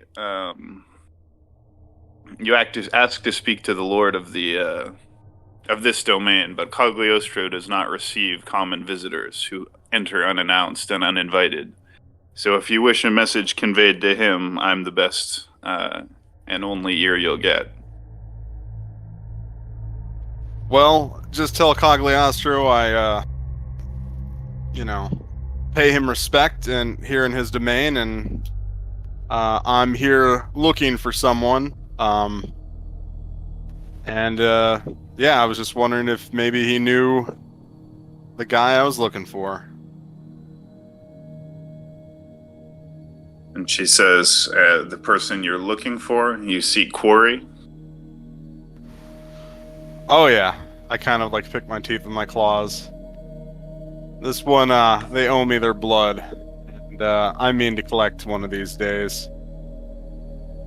And she says, "And who or what is it that you seek in my domain?" Well, last I knew him as Clancy Adelbert. Haven't seen him around lately. It's been a while, so I don't know what name he's going by. But he's about a little less than 6 foot, brown hair. Pretty good gunslinger. She kind of like makes like an angry expression and says, "You come in here and speak of the very insolent intruder who shot me and murdered innocent people in my domain, less than a week ago. And again, you ask me to believe that this is all some big coincidence. I can sense a Camarilla plot, and this one seems heavy-handed and crude at best. I don't know what you're up to, but if your goal is to provoke Cagliostro out of his lair, I would be careful what you wish for, because you might just get it. And once that beast is off its leash, or out of its territory, no one can leash it." I literally, as she's talking, I'm smirking. I just start laughing. I'm slapping my legs. I'm just like, that old son of a bitch is still up to the same shit, isn't he? He'll never learn. That dog needs to be put down. I go and try to shake her hand and say, Sorry, you said which dog needs to be put down? Clancy. Clancy. Sounds like you've Clancy? run in with him. Sorry, who's Clancy? Out of character. Clancy is the name that my character knows Newell by. I see. Okay. That's an older name. He's only been Newell for, I don't know, like a decade or so. Okay, so you said you try to shake her hand? Yeah, I try to shake her hand. I specifically let my claws in on that hand and try to shake her hand. Like, it sounds like we've met the same guy. She doesn't even acknowledge that you put your hand forward and doesn't shake it. She just keeps her eyes fixed on your eyes and says, "Perhaps we have, and in due time he will pay for, his transgression, attacking us on our own territory. It will not be forgiven. But as for you, gangrel or not, even if you are of our bloodline, this is not your domain, and we do not welcome any further intruders from the Camarilla. Whether or not you say that you are one of them, I'll have to assume that you're another of their agents until proven otherwise. Unless, of course, you're one of the Anarchs or the Sabbat," she says, and then kind of looks at you. To be honest, I don't even know all the ins and outs of Camarilla, Sabbat, Anarchs. I don't keep up on it too much, but if you don't want me around, She smiles and says, "Another naive, ignorant young vampire who doesn't even know his place in the Order of the Night?" She laughs and says, "What is this city coming to?" "My own," she said, "there was another vampire not so unlike you who called this place his domain. The Camarilla came and took his head because, like you, he was ignorant and uncaring of the ways of the Ivory Tower. If it was my guess, you will soon suffer a similar fate. If you want my advice, flee this city while you can, or else get on your knees and grovel for scraps at the prince's table. I care not, but we will tolerate no further transgressions into our domain. If we wish to speak to you, we will send a message." I say, so I'm already turning and I'm starting to walk away, and I say, well, that's kind of why I want to see Cagliostro, pick his brain, and try to figure out this mess. But, He laughs and since says, I'm not welcome, I guess I'll be seeing you later. She laughs and says, "He wants to see Cagliostro, like a man walking into the jungle looking for a lion." She sort of shakes her head and says, "Watch as you go. Now, as you leave, or begin to leave, the witchy path back the way you came, you make it about halfway. You look over your shoulder, you don't see any signs that you're being followed, but go ahead and roll a perception check, or if you have any supernatural senses or anything." Perception and alertness. Okay, let me roll that. What's the difficulty? We'll call it a 7+. I have 2 successes. What are your success rolls? 10, 7, 4, and 4. Okay, so you get 1 critical success. So as you're leaving, you sense a presence in the bushes to the side on the right, and you look, and you could swear Now, do you have you have Eyes of the Beast on, right? Yeah. So that gives you what, like just super enhanced vision? I think it's complete night vision. Let me double check here. But yeah. Okay, so with your Eyes of the Beast, you're able to see sort of this like ephemeral, translucent, but clearly visible, milky white, yellowish green substance floating in the air, and it's in two sort of what at first appear to be like elongated blobs. The best way you can describe it is like when a child puts like a white sheet over themselves to look like a ghost. It basically looks like that, but instead of made of sheets, it's just like two like ephemeral, shimmering, floating little, ghosts is the only word that you could really use to describe them. And they're kind of like faintly luminous, and they have sort of dark holes on the top, which could be eyes that seem to be like watching you. And they're kind of like bobbing up and down slightly.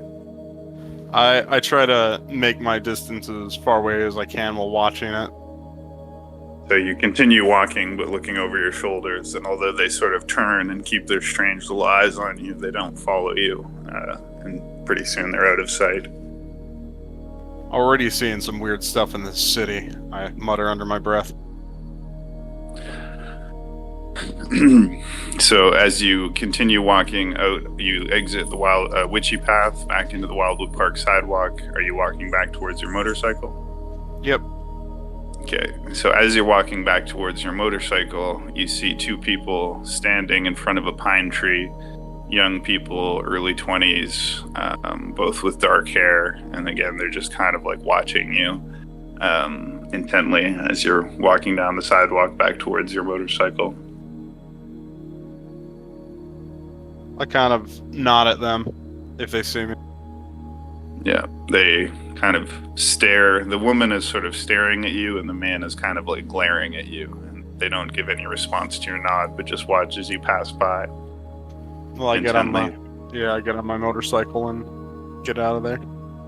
All right, so you drive away from Wildwood Park on your motorcycle after your short meeting with Lee 2. So should we jump to, I don't know, Keelan Clark and the rest of the party again? Yep. I guess you guys are all together now. Works for me. Are we, no, never mind. Yeah, sounds good.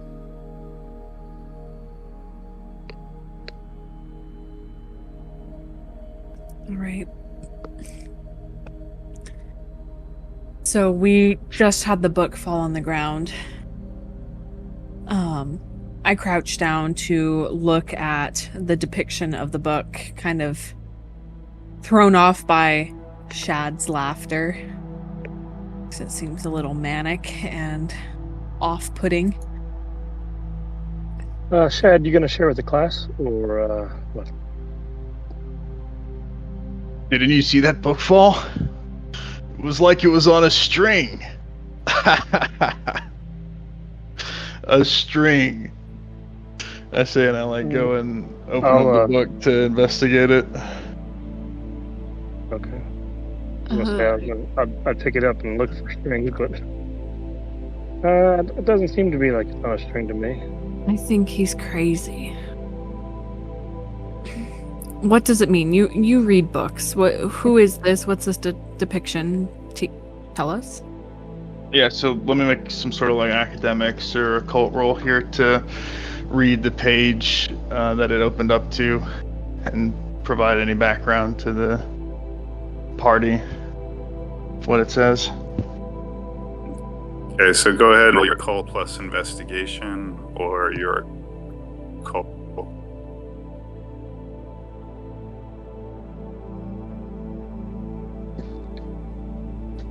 Okay, do you see? We'll say 6 above. Cut out there. Okay. You kind of choppy, but 6 and above. I got 2 successes and a great success.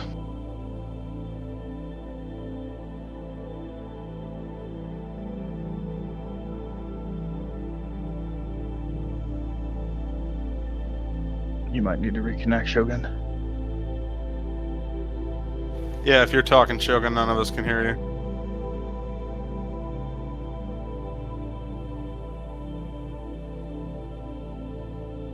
He does have a massive thunderstorm actually happening, so. Oh, imagine if that's what happened, and that's game for tonight. A because he lightning bolt lost struck power. his cell phone. Yeah. Well, no, lightning bolt would have struck the power grid, and then he wouldn't have internet because of his. What's the he wouldn't have past a router. imperfect of struck? Is it stricken? Would have stricken? I think so. That sounds about correct You'd to me. say has struck. Has struck? I think it's has stricken. You there, Shogun? Or Yeah, was. sorry about that. Can you hear me now? Was struck, has Yeah, we can hear you. been stricken. Okay, so you rolled occult plus investigation to try and study the book. Yeah, I just want to be able to read this particular page that it fell open to and explain to the party what it says. Okay, what did you roll? 2 successes and a great success. So Okay. 3 or 4, depending on how we're counting on it. So on the left hand side of the book, the page is a full page illumination of this medieval depiction of a demon or a devil with horns and claws and forked tongue. And then on the right, there's what appears to be some form of Gothic Latin, but it's not actually exactly Latin, but you can make out a lot of the words. The title of the page shows Serpentis Diabolus Satanis, and you notice a lot of words in there like maleficiat and a lot of words pertaining to sort of malevolent dark forces, and there's a lot of references to serpents and the By the page way, I speak Latin and I took the specialization of Right. Imperial Rome in my scholasticism. So first thing you notice is that on the right-hand page there are serpents in the illuminated manuscript, winding around the decorated edges of the pages, and basically the heading is something along the lines of the prayer of the dark serpent of Satan, or the prayer of the malevolent dark serpent, Serpentis Diabolus Satanis Maleficiat. And as far as you can tell, this is some kind of black magic ritual, which is sort of like a bastardization or a blasphemous inversion of what would be an exorcism prayer. So you're not sure exactly what it is, but it seems to be some sort of black magic ritual, possibly having to do with summoning a demon or something like that. And it's particularly to have them inhabit an individual. You're not sure, but you, by studying it, think that would be one possible way to do it, that you could possess someone by a demon. But looking at it closely, there's also diagrams and so forth that might indicate that it could also perhaps be used to summon a demon in a non-corporeal state. So I relate But regardless, this is clearly forbidden magic. It's not any of the paths of the Tremere that you're familiar with, and even your chantry would consider this anathema. So I relate this to the party in a scholarly fashion, kind of snapping out of my recent behavior into a more refined and knowledgeable explication of the text, including a direct translation into the English from the Latin, and ask if anybody would like to summon a demon here. Shut up. I say that sounds like bad mojo, dude. Can't see Yeah, the purpose probably of that. unwise. So is this a book that King Rat left here? I was a little late to the party. Or is this one that you had here already, Lucy? This is the book from the church. And The it's one fine, that he by the took way. and ran away with. The ritual, I see. Perhaps we should just find out what ritual they were doing on our young friend here. Do I you should- think that Maybe you should study that for a while. Yeah, do I think that this is the ritual? Is there anything about taking changeling blood or taking someone's blood in this ritual, or You study the book more closely, and this one seems to have something to do specifically with invoking or summoning some kind of serpent demon, or demon who manifests in the form of a serpent. It does seem to indicate the shedding of blood as part of the ritual, but you don't see anything specifically about changelings in this page. You flip through the page and you start to get an idea that this is like a weird Bible, because you recognize large sections from the Bible, as well as some other apocryphal works that you recognize, like the Book of Enoch and certain like apocrypha, but there also seem to be like sections that are completely unfamiliar to you. And the parts that you are familiar with have like some kind of weird translation where a lot of things are like inverted. And it seems to be some kind of strange hodgepodge of like Canaanite sorcery and black magic, like bastardized or modified parts of the Bible, and like weird rituals that seem to be like blasphemous like rewritings of like Catholic prayers and so forth.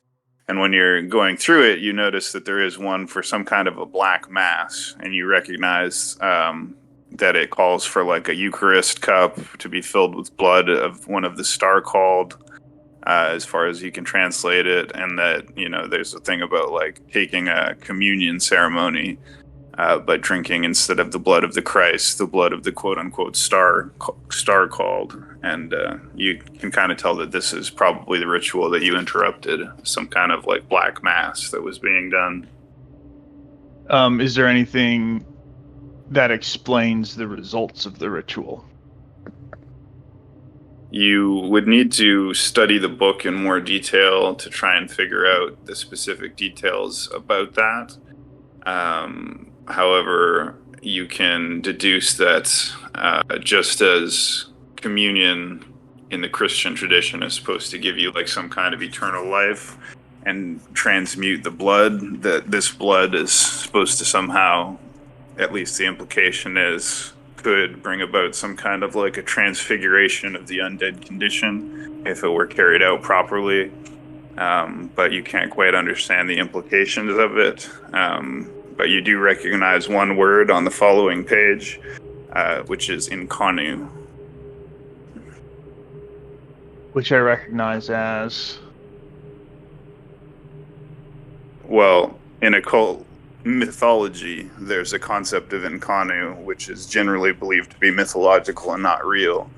But the idea is that it's some kind of path by which a vampire could actually overcome the curse of Cain and no longer need to drink kind blood to survive, and then maybe even would be able to endure the rays of the sun. And so it's like an idea that some vampires have, that they can, through various disciplines, sort of transcend or be saved from the damnation of being a vampire, essentially. But you're not sure if that's what this is intended to do or not. I'll leave that part out and explain the rest. Look for the rest of the party's response. Well,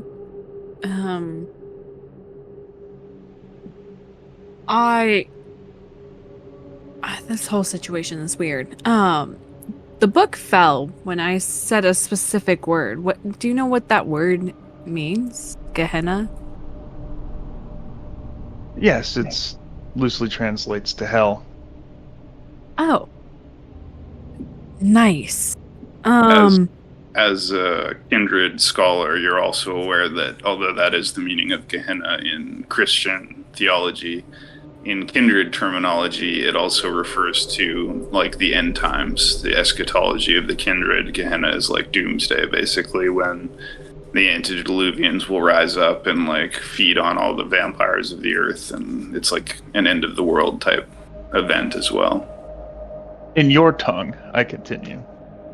But for the more hopeful-minded, Gehenna refers to the eschatology of Cain's ascension and the rise of the antediluvian, something that many people are talking about nowadays, and in particular the last few days.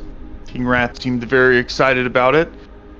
A stranger that I've run into now twice, which seems like no mere coincidence, seemed to be talking about it. And now, here we are. Perhaps And the I say- Setites are pursuing it as well. And I say, wait, are you saying wait, okay, so Lucy's having dreams about apocalyptic shit. You're saying she said the word that refers to the apocalypse, and then the book fell. Are we gonna get to go on an apocalypse adventure? 'Cause that sounds awesome. And he's like raising his fist with his pointer finger extended and like pointing at the sky and like shaking his hand. Well, it might be good, actually. For us, anyway. I look and kind of check the reaction of the other vampires in the room as I say this. But for your kind, let's just say it might not be as fun when it's over with. Right.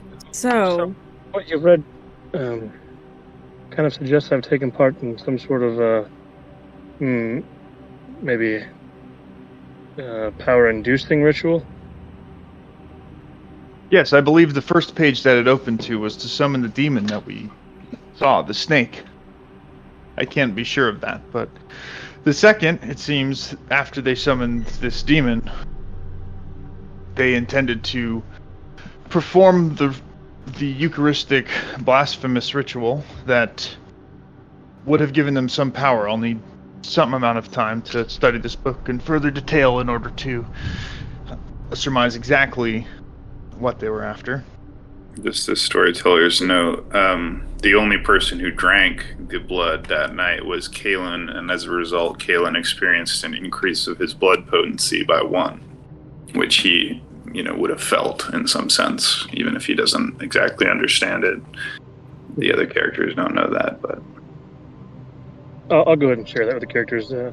When I did drink and partake of this black Eucharist or whatever, I did feel somewhat more invigorated. I can't quite describe exactly what it is, but I do feel changed to a degree. I did notice that when you did drink, something happened. It was dark and then light at the same time. I'm not all that surprised. I'm sure something happened. The exact nature of it we'll have to figure out. Can you explain in any greater detail the signs and symptoms you had before and afterwards? Well, when I drank, I felt quite enamored with the two performing the ritual. They actually appeared brightly, like almost angelic. Though, of course, that makes sense. Their blood was in the mixture also. Right. Aside from that, I felt euphoric, and like I said, changed in some sort of substantial way that I can't quite describe. I see. I'm taking these notes down in my padfolio.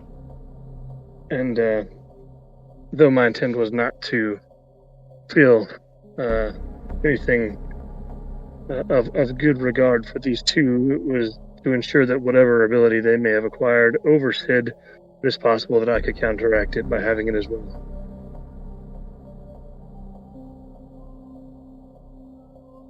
I see. I wonder if this experiment is repeatable. Whoa. I don't think that's a good idea. Just a thought. Yeah, your thoughts are a little out there lately, buddy. I would only agree if Sid was a consenting party this time around, not forced or coerced in any way. I think that is of utmost importance. And I turn after hearing Kalen say this. I turn over at Lucy and I say, "I trust you. What do you think? Is this a good idea?" I think we just opened a book full of fucked up rituals that are talking about the end time and summoning demons. No, I don't think it's a good idea to do another ritual like this. You didn't see the aura on those people. They were dark and black and evil. Something is not right. And she decides to give them the information that Elizabeth had shared with her, which is that their names, it's Ashara and Lucalian, and Lucalian is active in this city, but Ashara, I think, unless I'm doing this backwards, is from Arcadia. And the fact that they are both here together, that's not a good sign. They are up to something right now. Didn't you mention last time that we spoke about them that they're from separate clans?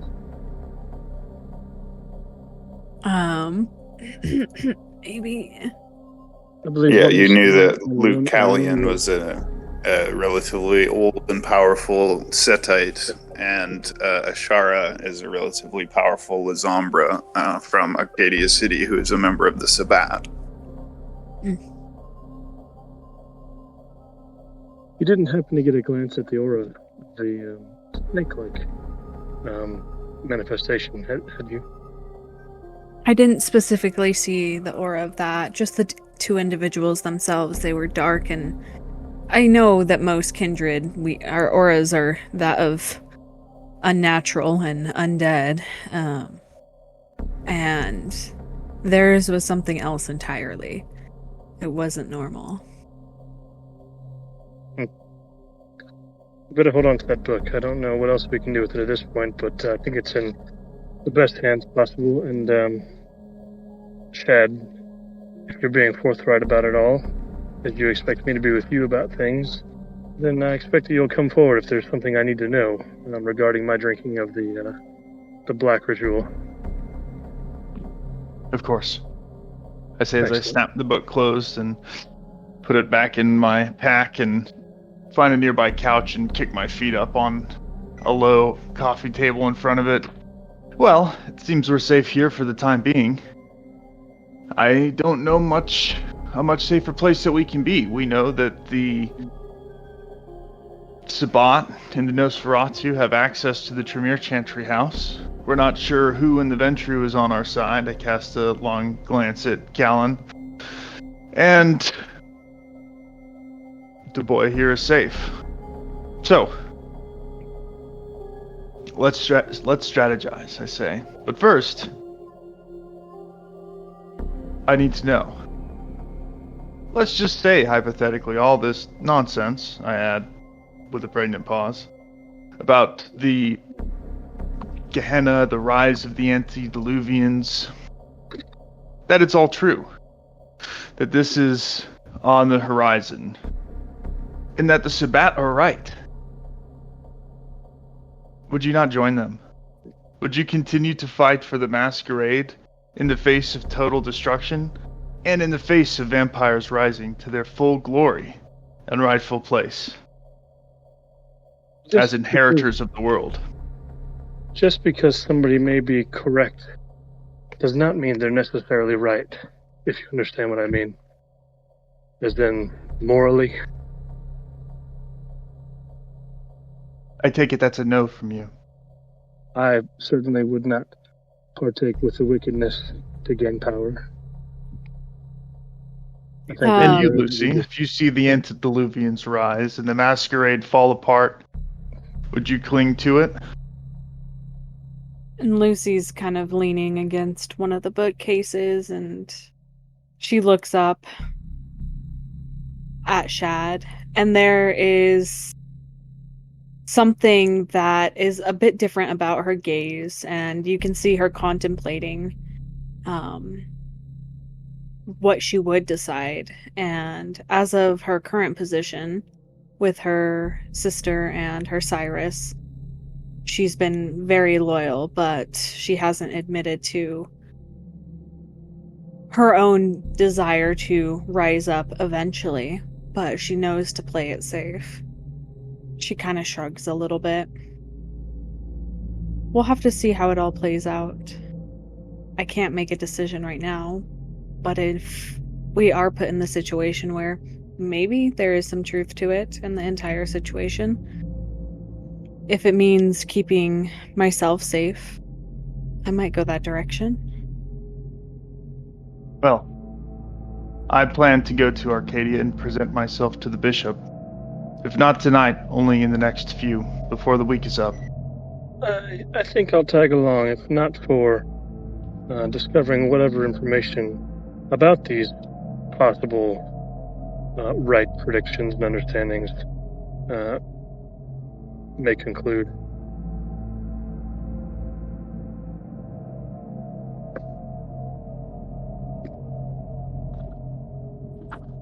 All right, so do you guys want to pause here, or do you want to keep playing?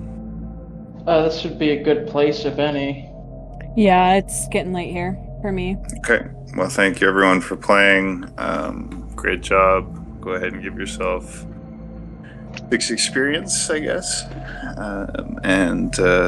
Yeah, thanks a lot. You can find all the past episodes on our YouTube and BitChute pages, Temple Mount Discord server, Temple Mount official podcast, and our new website, which you can see in the announcements channel. I think it's like templemount.co or something like that. But thanks to all our players, and hopefully we'll get together for another session soon. I will now kick the Craig bot. And we'll get this one uploaded. Quite a few people have been following along, watching these on YouTube, so that's cool. What, we talking like how many people are we talking, like